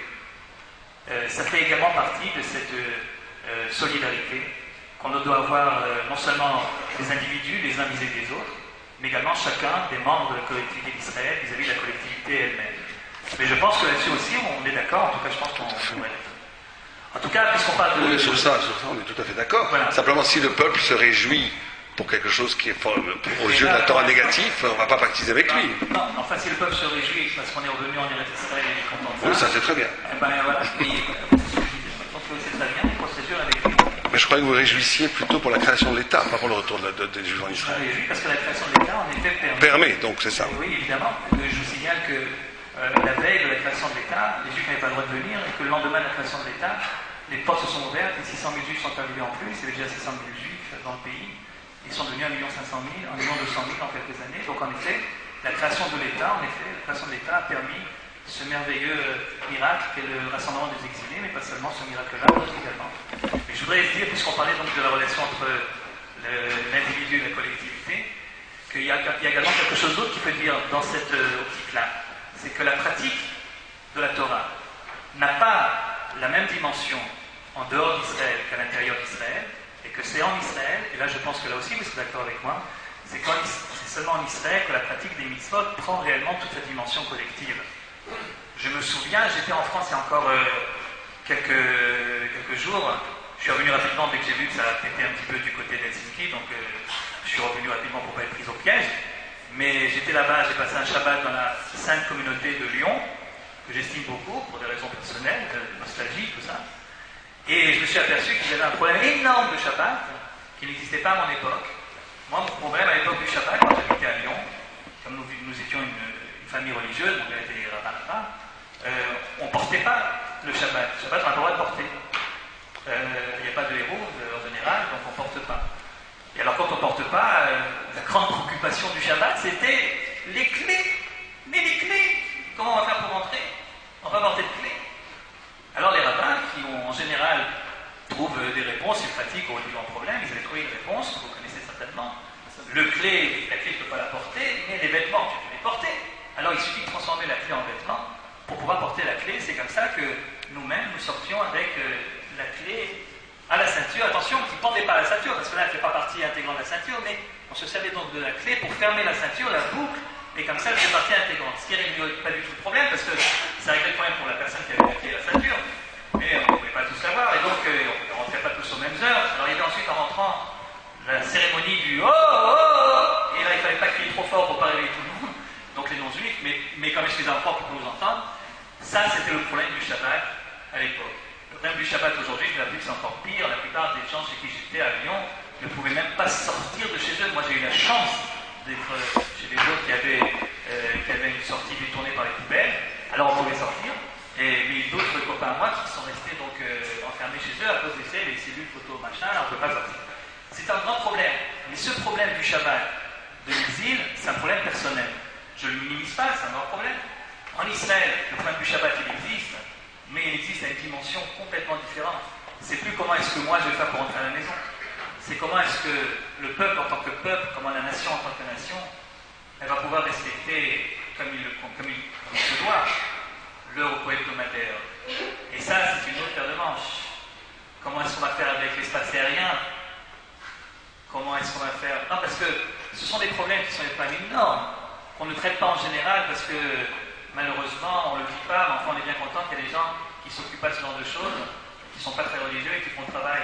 Mais la vérité, c'est pas comme ça qu'on règle le problème. Le véritable problème, et si vous voulez, le véritable défi du véritable sionisme aujourd'hui, c'est de savoir si la Torah, c'est une véritable Torah, et qu'elle a été donnée pour être appliquée en tant que peuple et pas en tant qu'individu, sur notre terre et pas en exil. Alors, ce Shulchan Aruch, de comment est-ce qu'on va respecter Dieu et les mitzvot en tant que nation, il serait peut-être temps de l'écrire après 62 ans d'existence. C'est-à-dire, est-ce que, par exemple, pour prendre un exemple parmi les centaines d'autres, est-ce que, par exemple, le peuple juif, l'État d'Israël, peut dire aux nations du monde, ou doit dire aux nations du monde, l'espace aérien d'Israël sera fermé 24 heures pendant la semaine. Si vous voulez passer, les satellites, les avions, tout ça, faites le tour. Est-ce qu'on a le droit, est-ce qu'on a le devoir de dire ça? Ça, c'est le problème du Shabbat en Israël. Un problème collectif, un problème national. Construire une route en Israël, c'est un problème national. En France, c'est le problème des autres. En Israël, c'est mon problème en tant que nation. Le grand défi aujourd'hui de celui qui accepte de participer à la révolution sioniste et qui donc accepte de rentrer de saisir la perche que Dieu nous tend pour retrouver la possibilité de le servir avec une dimension nationale, c'est précisément de ne pas avoir peur de ce défi. Comment faire une médecine qui est une médecine nationale qui respecte la Torah, une armée qui respecte la Torah, une police qui respecte la Torah, une agriculture qui respecte la Shemitah. C'est ça les vrais défis d'aujourd'hui, les vraies questions. Est-ce qu'on a des réponses? On a des réponses. Est-ce qu'on les a déjà données? Pas encore. C'est évidemment ce qui nous attend, pas pour les 62 ans qui restent, mais pour l'année prochaine déjà. Alors, moi j'ai un peu le sentiment en vous entendant parler que d'un côté, on a dans ce fameux triptyque de Am Israël, Torah d'Israël, Eretz Israël, tout le monde, chacun est d'accord lorsque l'on parle du Am Israël, on a beaucoup d'affection pour ce Am Israël, mais certains insistent sur la primeur de Torah d'Israël, et puis dans le monde sioniste religieux, on insiste sur la primeur de Eretz Israël. Et quelque part, est-ce que Rabbi Kling, dans la vie de l'État d'Israël aujourd'hui, dans la mouvance du sionisme religieux, est-ce que quelque part, il n'y a pas une erreur d'approche à avoir voulu déséquilibrer de manière aussi marquante, au cours des 40 dernières années, la primauté de mettre en avant, d'avoir mis en exergue, en priorité, Eretz Israël au détriment de la Torah d'Israël, le reproche que l'on fait aujourd'hui au monde Haredi dans le monde sioniste, c'est « Ah oui, les Haredim, ils s'occupent que de la Torah, ils ne s'occupent pas de la terre d'Israël. » Mais on peut faire le même reproche au monde sioniste religieux. Le monde sioniste religieux ne s'occupe que de la terre d'Israël. Il a un petit peu mis de côté la Torah, et surtout aussi peut-être qu'il a un peu... Il s'est avancé sans tenir compte de ce qui se passait dans le peuple, au niveau de l'éducation par exemple. Bon, question. Mais on déséquilibre rien du tout, on rééquilibre un déséquilibre qui dure depuis 2000 ans, c'est tout. C'est-à-dire, il y a en effet 3 valeurs qui sont des valeurs très importantes. La Torah qui doit être... En fait, ça veut dire quoi 3 valeurs? En fait, c'est une seule valeur, c'est on est sorti d'Égypte. Pourquoi? Pourquoi est-ce qu'on est sorti d'Égypte? Pour créer une société juive. Pas pour que le bonhomme mette des tefilines à Moscou, mais pour créer une société juive, c'est-à-dire une économie juive, une manière, à l'échelle d'une nation, en effet, je me souviens pas, on a célébré Pessah récemment, je me souviens pas qu'on a célébré à Pessah la sortie de l'individu juif d'Égypte. Aucun individu n'est sorti d'Égypte. C'est le peuple qui est sorti d'Égypte. Il est sorti non pas pour refaire une Égypte ailleurs, il est ressorti, là je rejoins absolument ce qui a été dit, il est ressorti pour créer en Eretz Israël une autre société sur d'autres valeurs, et c'est là qu'on attend en tournant.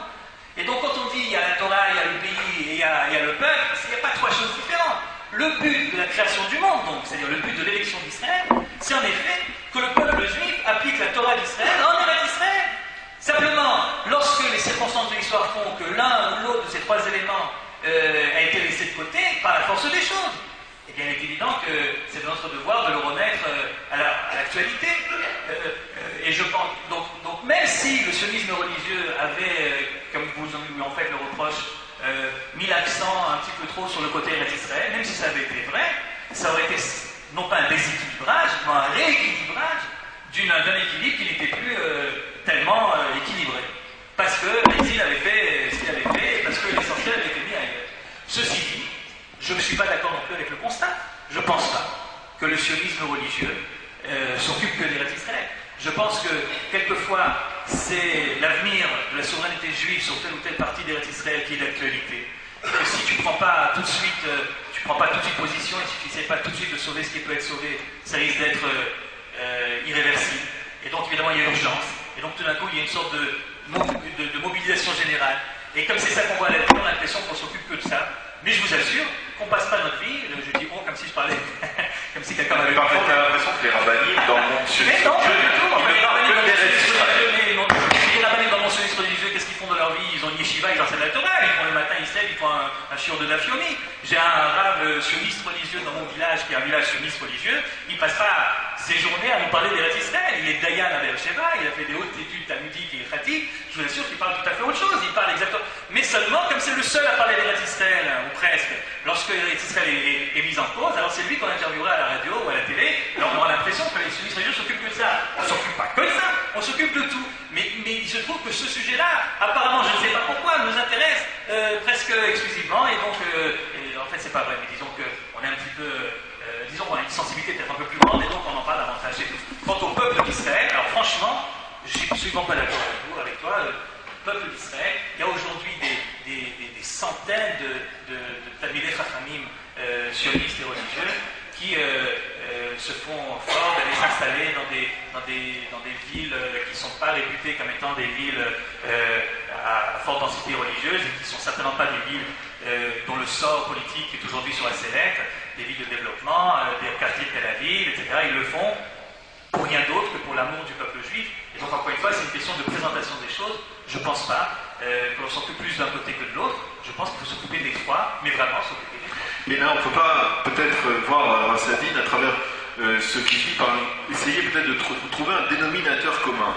C'est quelque chose qui est très important. C'est-à-dire, par exemple, lorsque le Rav Kling parle de ce qui s'appelle des Garinim Toranim qui vont dans des villages laïques ou des villes de développement, etc., est-ce que finalement le monde orthodoxe lui aussi ne pourrait pas envoyer ces Garinim Toranim, mais peut-être il l'envoie aussi, il l'envoie énormément, il l'envoie aussi. Mais est-ce que finalement, aujourd'hui, par exemple, au lieu de dire oui, les laïcs, ils ne pratiquent pas la Torah, voilà l'état d'Israël que l'on a, etc., eh bien, finalement, on devrait peut-être pas se dire, eh bien, essayons de retrousser ensemble les manches, essayons d'aller insuffler un peu de Torah ensemble, parce que la priorité, c'est peut-être d'enseigner à ces Tinokot chez Mishpeu, eh bien, un peu de Torah, au lieu de se disputer entre nous.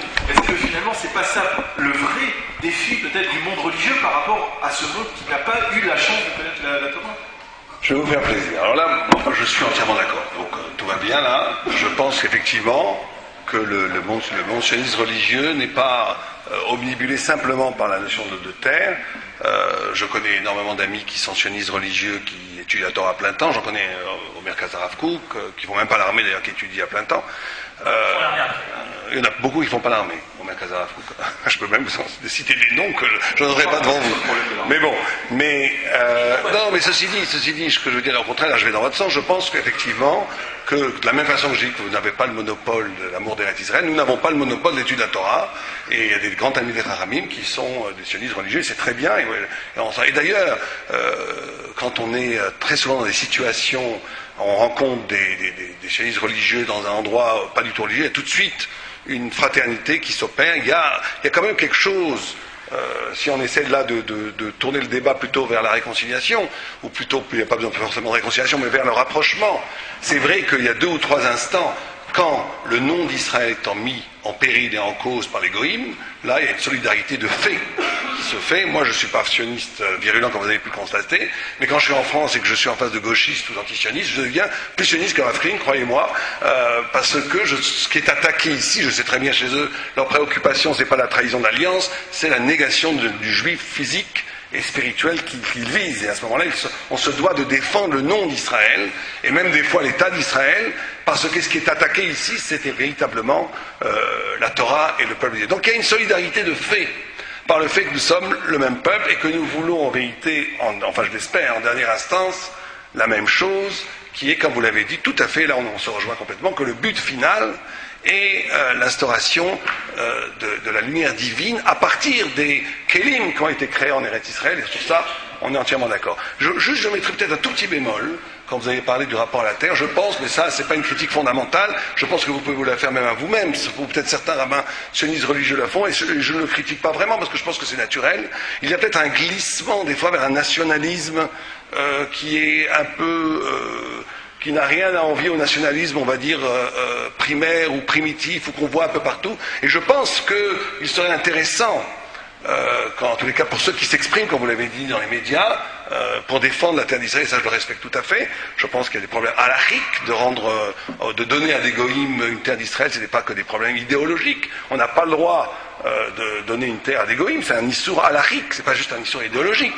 Mais je pense que dommage, quand j'entends en tous les cas des sionistes religieux s'exprimer, ils épousent encore une fois très souvent des catégories du nationalisme commun. On pourrait entendre parler un Bulgare qui voudrait défendre une partie de son pays, et on n'entend pas assez, je pense, la résonance spirituelle, et ça je vous encourage à le faire. Je pense que vous êtes entièrement d'accord avec ça. Mais juste, attendez, je finis juste ça. Je pense qu'il y a un autre problème aussi qui est fondamental par rapport à ça. Et là, je ne sais pas si vous êtes d'accord avec moi, j'espère que oui. Je crois que tout le monde est d'accord que si effectivement on est dans une étape intermédiaire et qu'on est magnifiquement, Baruch Hashem, sur la terre d'Israël, et qu'il se passe des choses, évidemment, divines, je l'ai dit, et qu'on n'est pas tout à fait d'accord comment définir exactement ce qui se passe, mais il se passe des choses.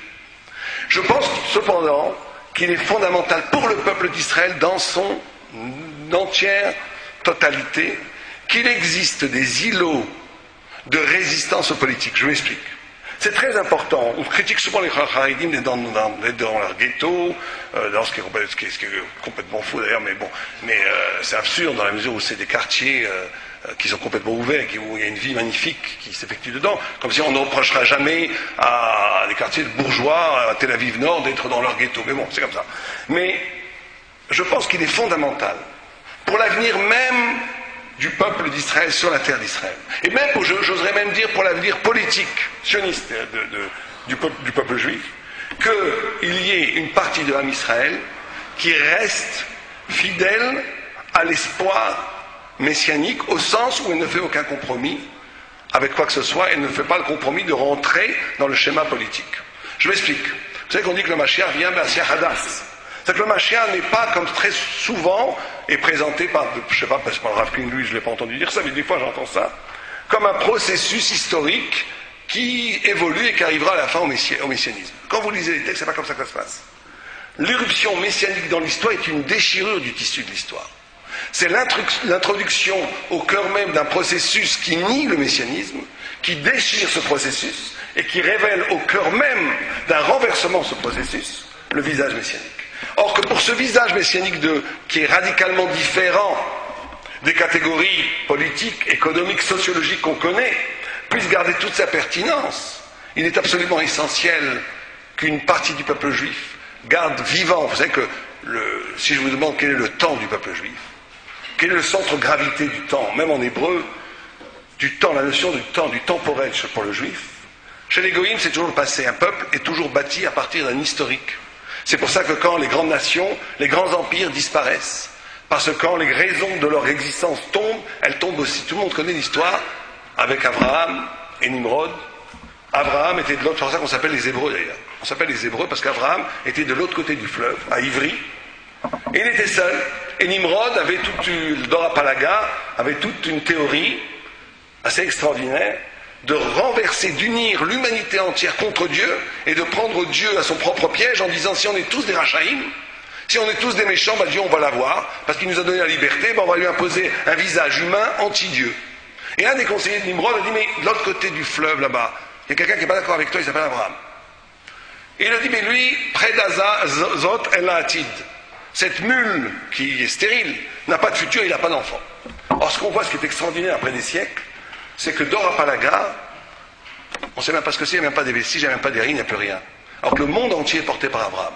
Non seulement nous, mais même l'islam, le christianisme, tout le futur a été porté par Abraham. Mais au moment, s'il y avait un journaliste qui était à ce moment-là, il aurait dit, mais il n'est pas ce Abraham, il résiste à l'histoire, il n'est pas politiquement correct, il ne rentre pas dans le champ de ce qui se fait actuellement, il résiste, il porte, quand on a parlé de l'universel, il porte ce qu'on appelle l'universel en intensité, en vérité.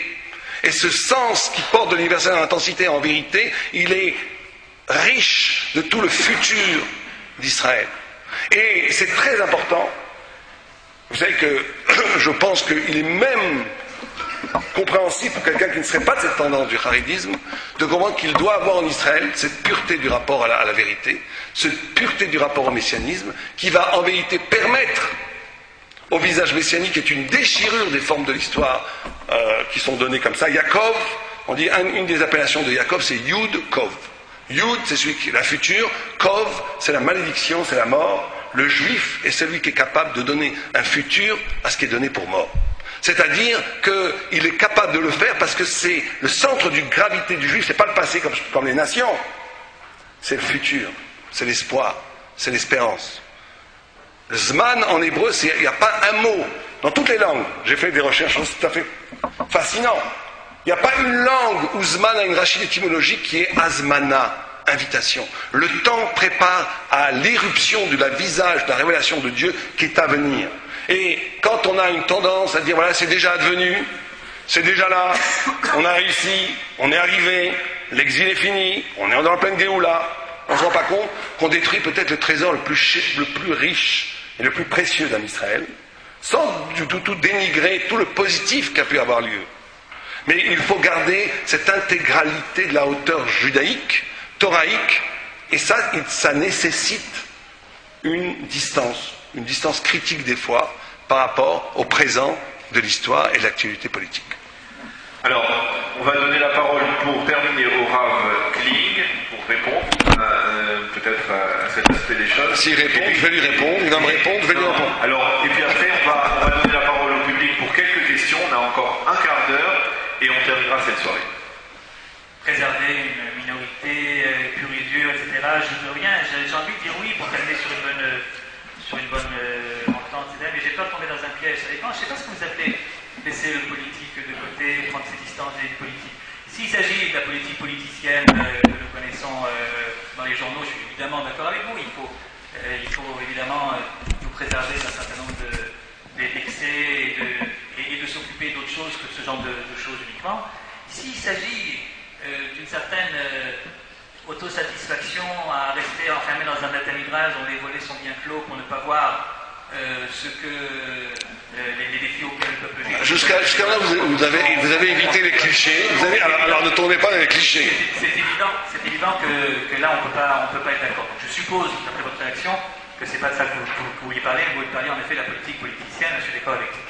Vous savez, prendre le politique à bras de corps au sens noble du terme politique, c'est un petit peu ce qui nous manque, ce qui nous a manqué pendant longtemps.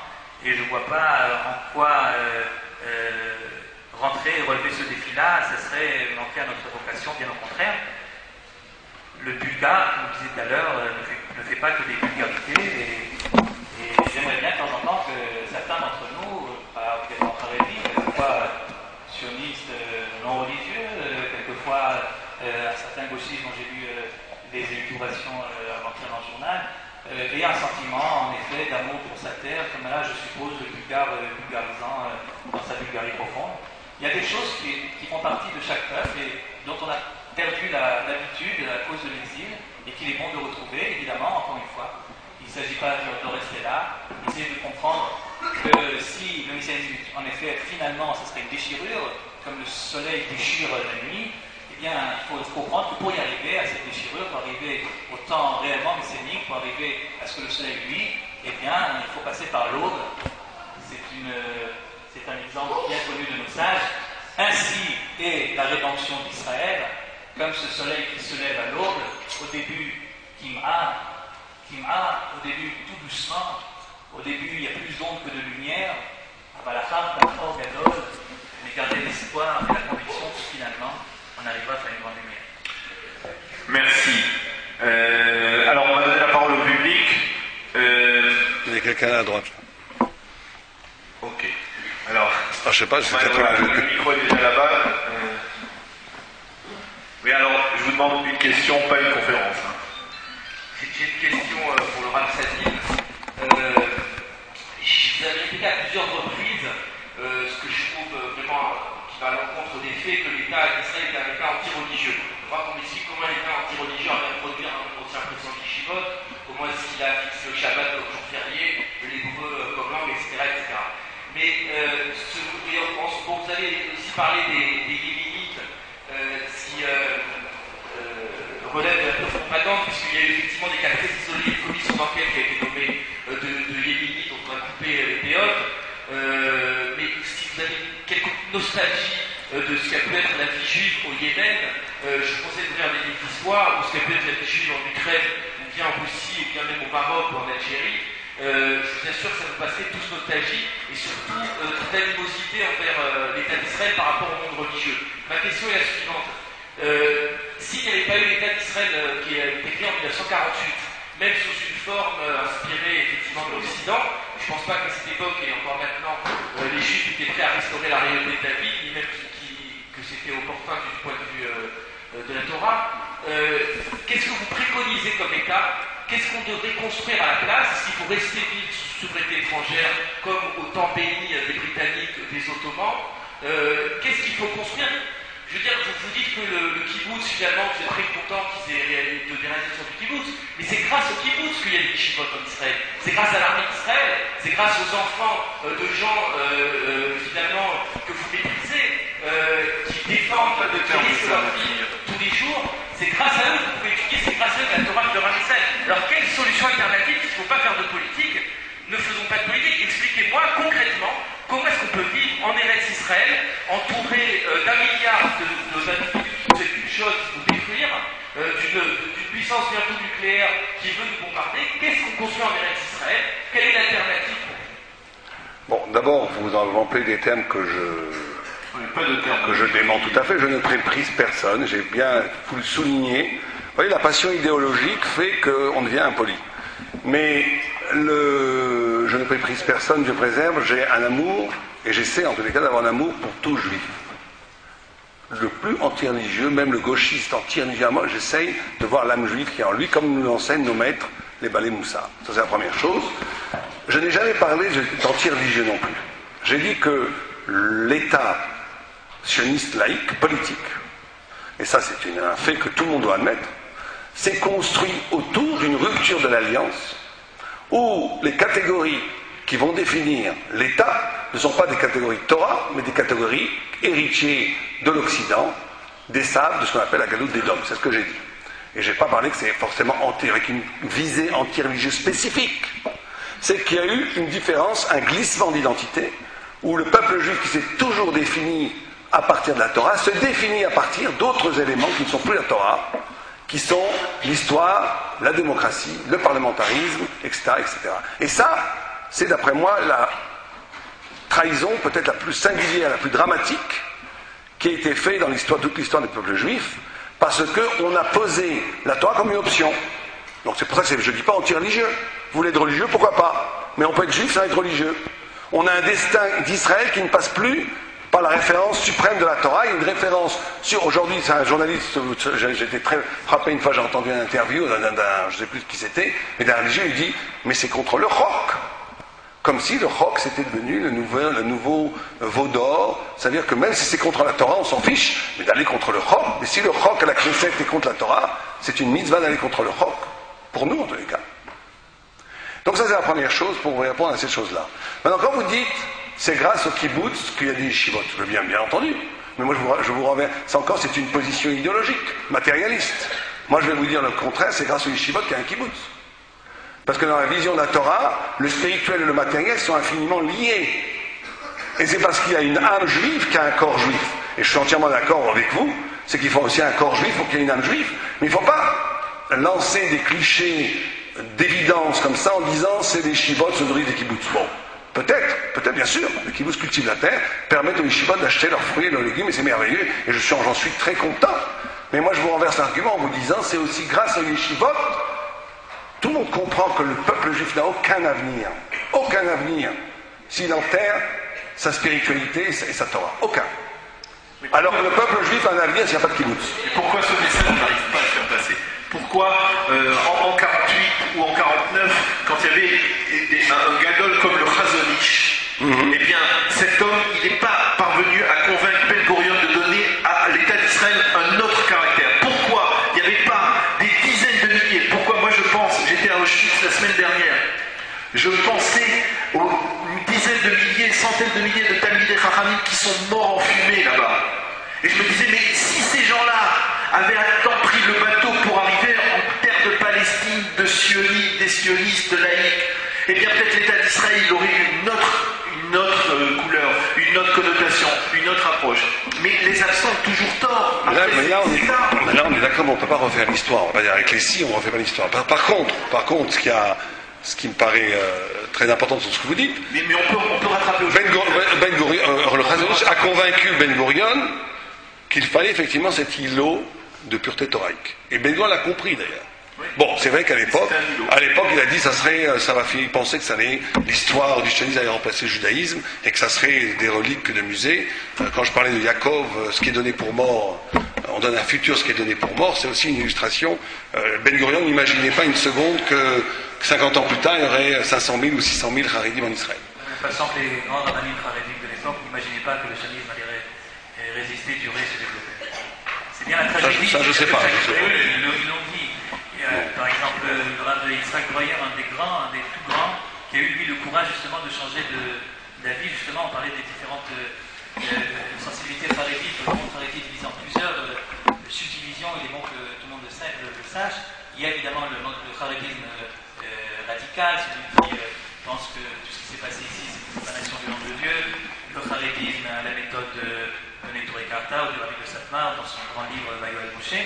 Il y a à côté de ça d'autres kharédim qui ont une vision plus modérée des choses. Yitzhak Breuer, lui, au départ, il pensait que le sionisme, parce qu'il le voyait comme étant quelque chose qui venait donc remplacer, comme vous dites, la Torah ou sur la place, etc., certainement n'aurait pas pu se développer parce que la Shekeren Radline, qu'un jour ça allait se casser la figure. Il a changé d'avis avec la déclaration Balfour, avec San Remo, qui a reconnu donc la déclaration Balfour par la Société des Nations, et à ce moment il s'est dit, si Akadosh Baruch Hu, de manière tellement éclatante, donne au sionisme ses lettres de noblesse et la possibilité de se développer, s'il doit y avoir quelque chose, sans jamais être devenu sioniste lui-même, il a créé une nouvelle sorte de kharédisme qui reconnaît en tout cas l'État d'Israël de facto et qui essaie de participer à son développement. Mais ça, c'est la majorité des Haridim. Le fait même que la majorité des représentations Haridi à la Knesset, et le fait même que, effectivement, tout n'est pas noir. Tout n'est pas noir. Je vous rassure tout de suite, on ne voit pas tout en noir. C'est pas parce que Rabbi Yosef a des lunettes noires qu'on croit qu'on voit tout en noir.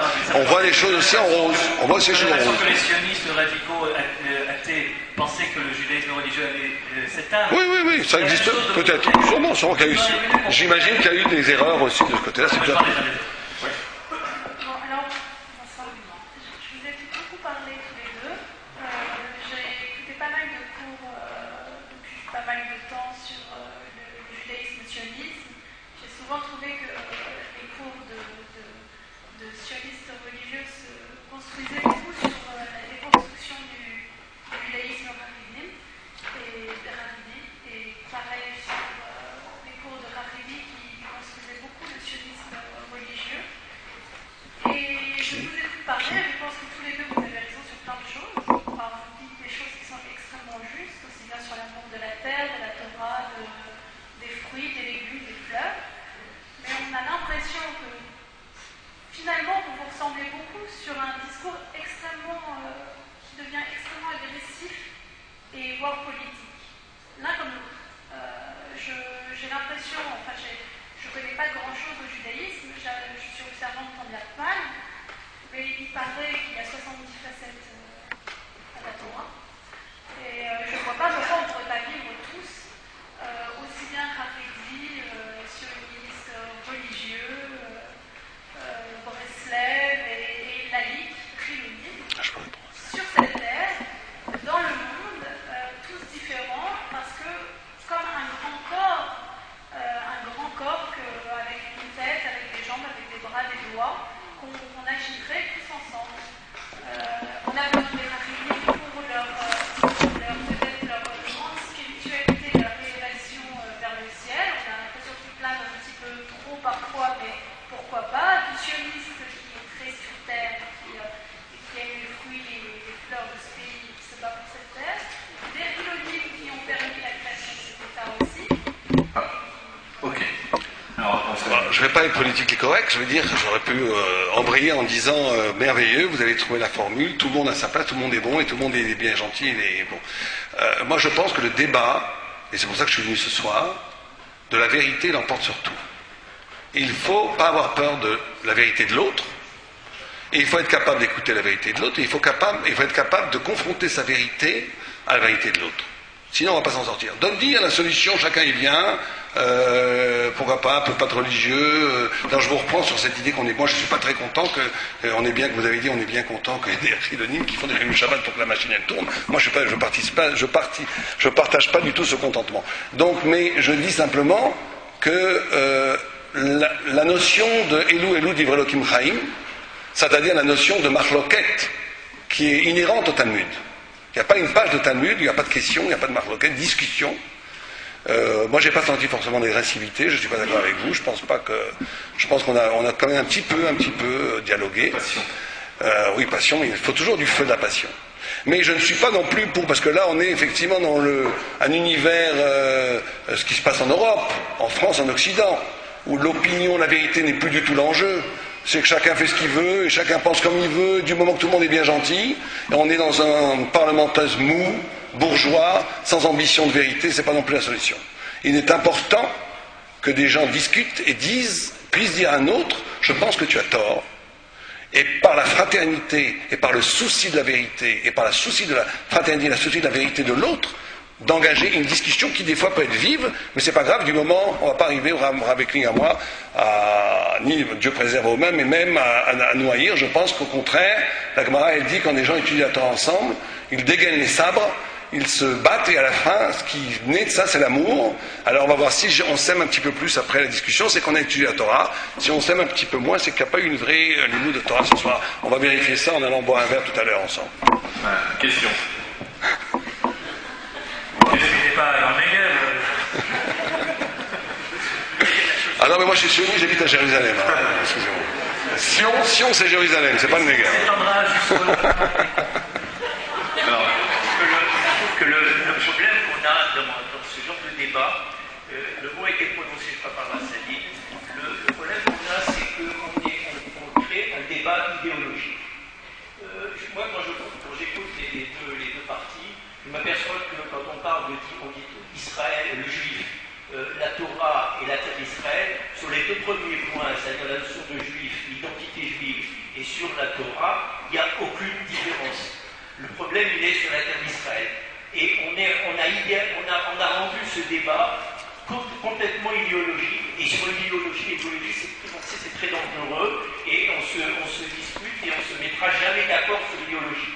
Alors, ce que je dis aujourd'hui, c'est que le problème, c'est que comme on a en commun tous la Torah et qu'on est tous juifs, et que finalement, quand j'entends les sionistes et quand j'entends les Haredim, on étudie tous la Torah de la même manière, que le Talmud on l'étudie de la même manière. Alors ce que je ne comprends pas, et je crois que ce serait peut-être la solution du problème, c'est pourquoi il n'y a pas des yeshivot où les sionistes viennent chez les Haredim pour étudier et trouver ensemble des solutions à tous les problèmes qui ont été aujourd'hui soulevés, et inversement, évidemment, dans l'autre sens, les Haredim qui viennent dans les yeshivot sionistes et essayent ensemble quand je dors, je réponds ça. en commun de trouver des solutions à la riche. On a en commun la Guémara, on a en commun le Shulchan Aruch, on en a parlé tout à l'heure, le Shulchan Aruch, on dit que dans le Shulchan Aruch on ne se lève pas, etc. Et je suis sûr qu'il y a des solutions et que si les rabbinim voulaient bien se donner la peine d'aider le peuple justement à le sortir de cette pourriture dans laquelle il se trouve, justement à cause de l'idéologie, je suis sûr que ça irait beaucoup mieux. Alors, on va prendre une dernière question. Je voudrais simplement dire que, si ça ne dérange pas, je voudrais simplement dire que vous avez raison, que celui qui pense le contraire de vous a raison également, et que celui qui pense que vous ne pouvez pas avoir raison tous les deux aura également raison, comme dans la fameuse histoire. Pour comprendre, et je vais vous expliquer, je vais essayer de dire ça en une phrase. Évidemment, on devrait arriver à comprendre ce que chacun apporte de plus par rapport à l'autre. Et en fait, c'est l'enseignement du Rav Kook, pour dire les choses comme elles sont, de voir dans chacun des composants de la société juive la lumière qui met en évidence et qui est indispensable au rayonnement général, vous avez raison. Donc vous avez raison également. Mais dans la pratique, la vérité, c'est que c'est un peu plus complexe que ça. C'est-à-dire que la manière... Je ne pense pas qu'il y ait seulement la question d'Eretz Israël qui nous sépare. Je crois qu'il y a toute une manière de concevoir la Torah et le judaïsme, une certaine ouverture plus ou moins grande vis-à-vis des notions de l'extérieur, du monde moderne, du monde qui ne vient pas obligatoirement de sources juives dès le départ. Et on ne peut pas éluder ça en faisant croire que ce n'est pas vrai.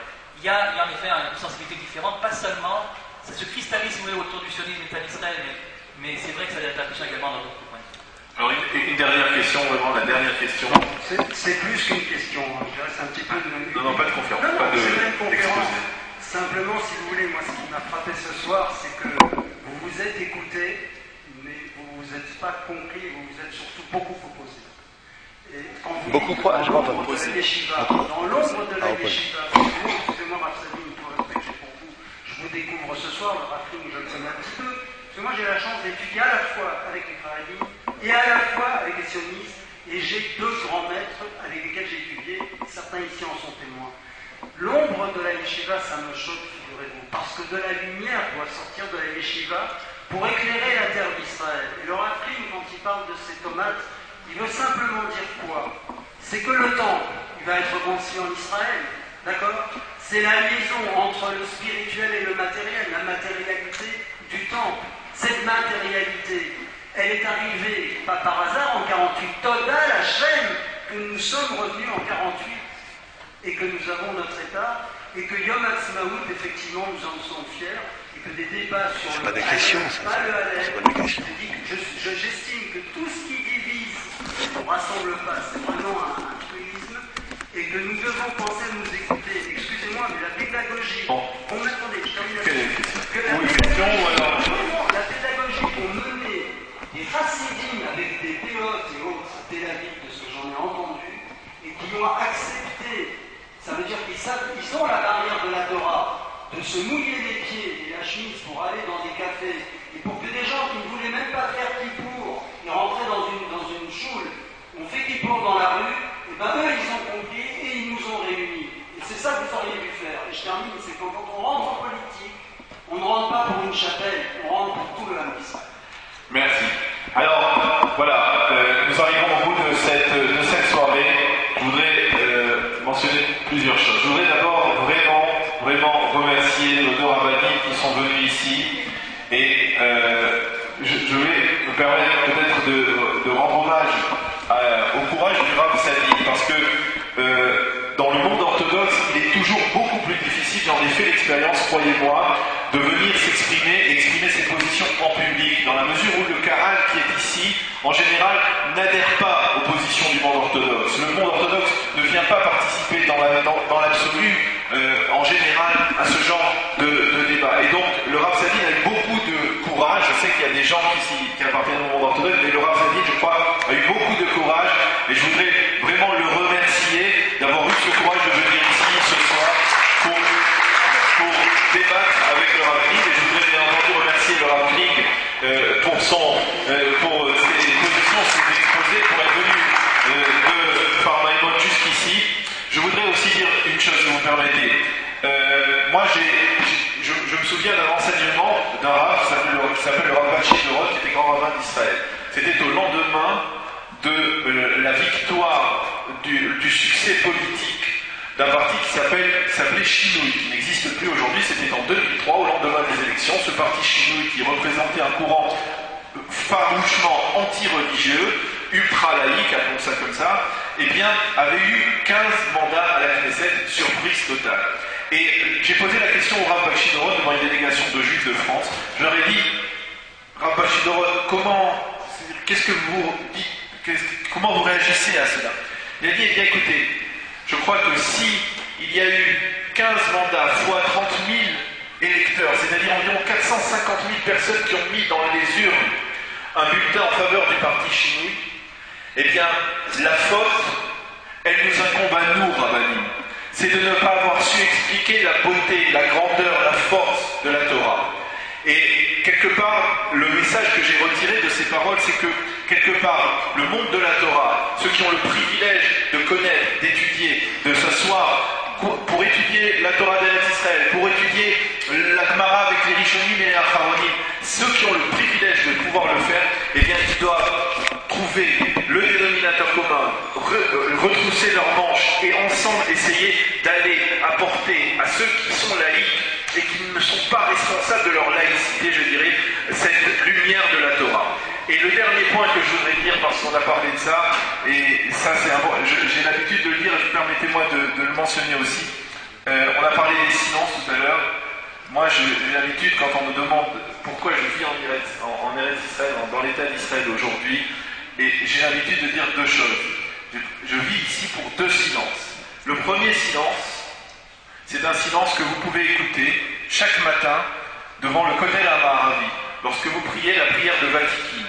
Tous les minyanim de tous les Edot du Ham Israël sont réunis là-bas, des Haredim, des Sfaradim, des Ashkenazim, des Thémanim, tous, vous avez toutes les tendances. Tout le monde prie à son rythme jusqu'au moment de la Hamida. Et au moment de la Hamida, eh bien, silence. Et moi j'appelle ça le silence de l'unité des communautés d'Israël. Mais je dis aussi que ce silence, il ne pourrait pas être chaleur, il ne pourrait pas être entier, il ne pourrait pas être plein. Martin Buber parlait de silence plein. Il ne pourrait pas être plein s'il n'y avait pas un autre silence que nous avons, vous et nous avons aussi entendu il y a de cela 3 jours. Ce silence de la sirène du souvenir sur le même côté de la Marabie, une fois par an, au moment de la sirène, à la mémoire des soldats d'Israël qui sont tombés sur les champs de bataille, eh bien, lorsque tout ce âme Israël, ensemble, eh bien, se recueille à la mémoire de ces soldats, et moi j'appelle ça le silence de l'unité de l'État d'Israël. Ensemble, ces deux silences, je crois que quelque part, ça c'est ma profession de foi, je vous la livre maintenant parce qu'on en a parlé, et parce que je pense que peut-être c'est quelque part une forme de synthèse de ce que l'on a dit. Eh bien, c'est le silence, c'est la forme, c'est l'unité de l'État d'Israël, l'unité du âme Israël et l'unité de l'État d'Israël, et peut-être c'est ce qui fait la pérennité de notre peuple. Voilà, je vous remercie, je vous souhaite une bonne continuation. Et, attendez, je voudrais vous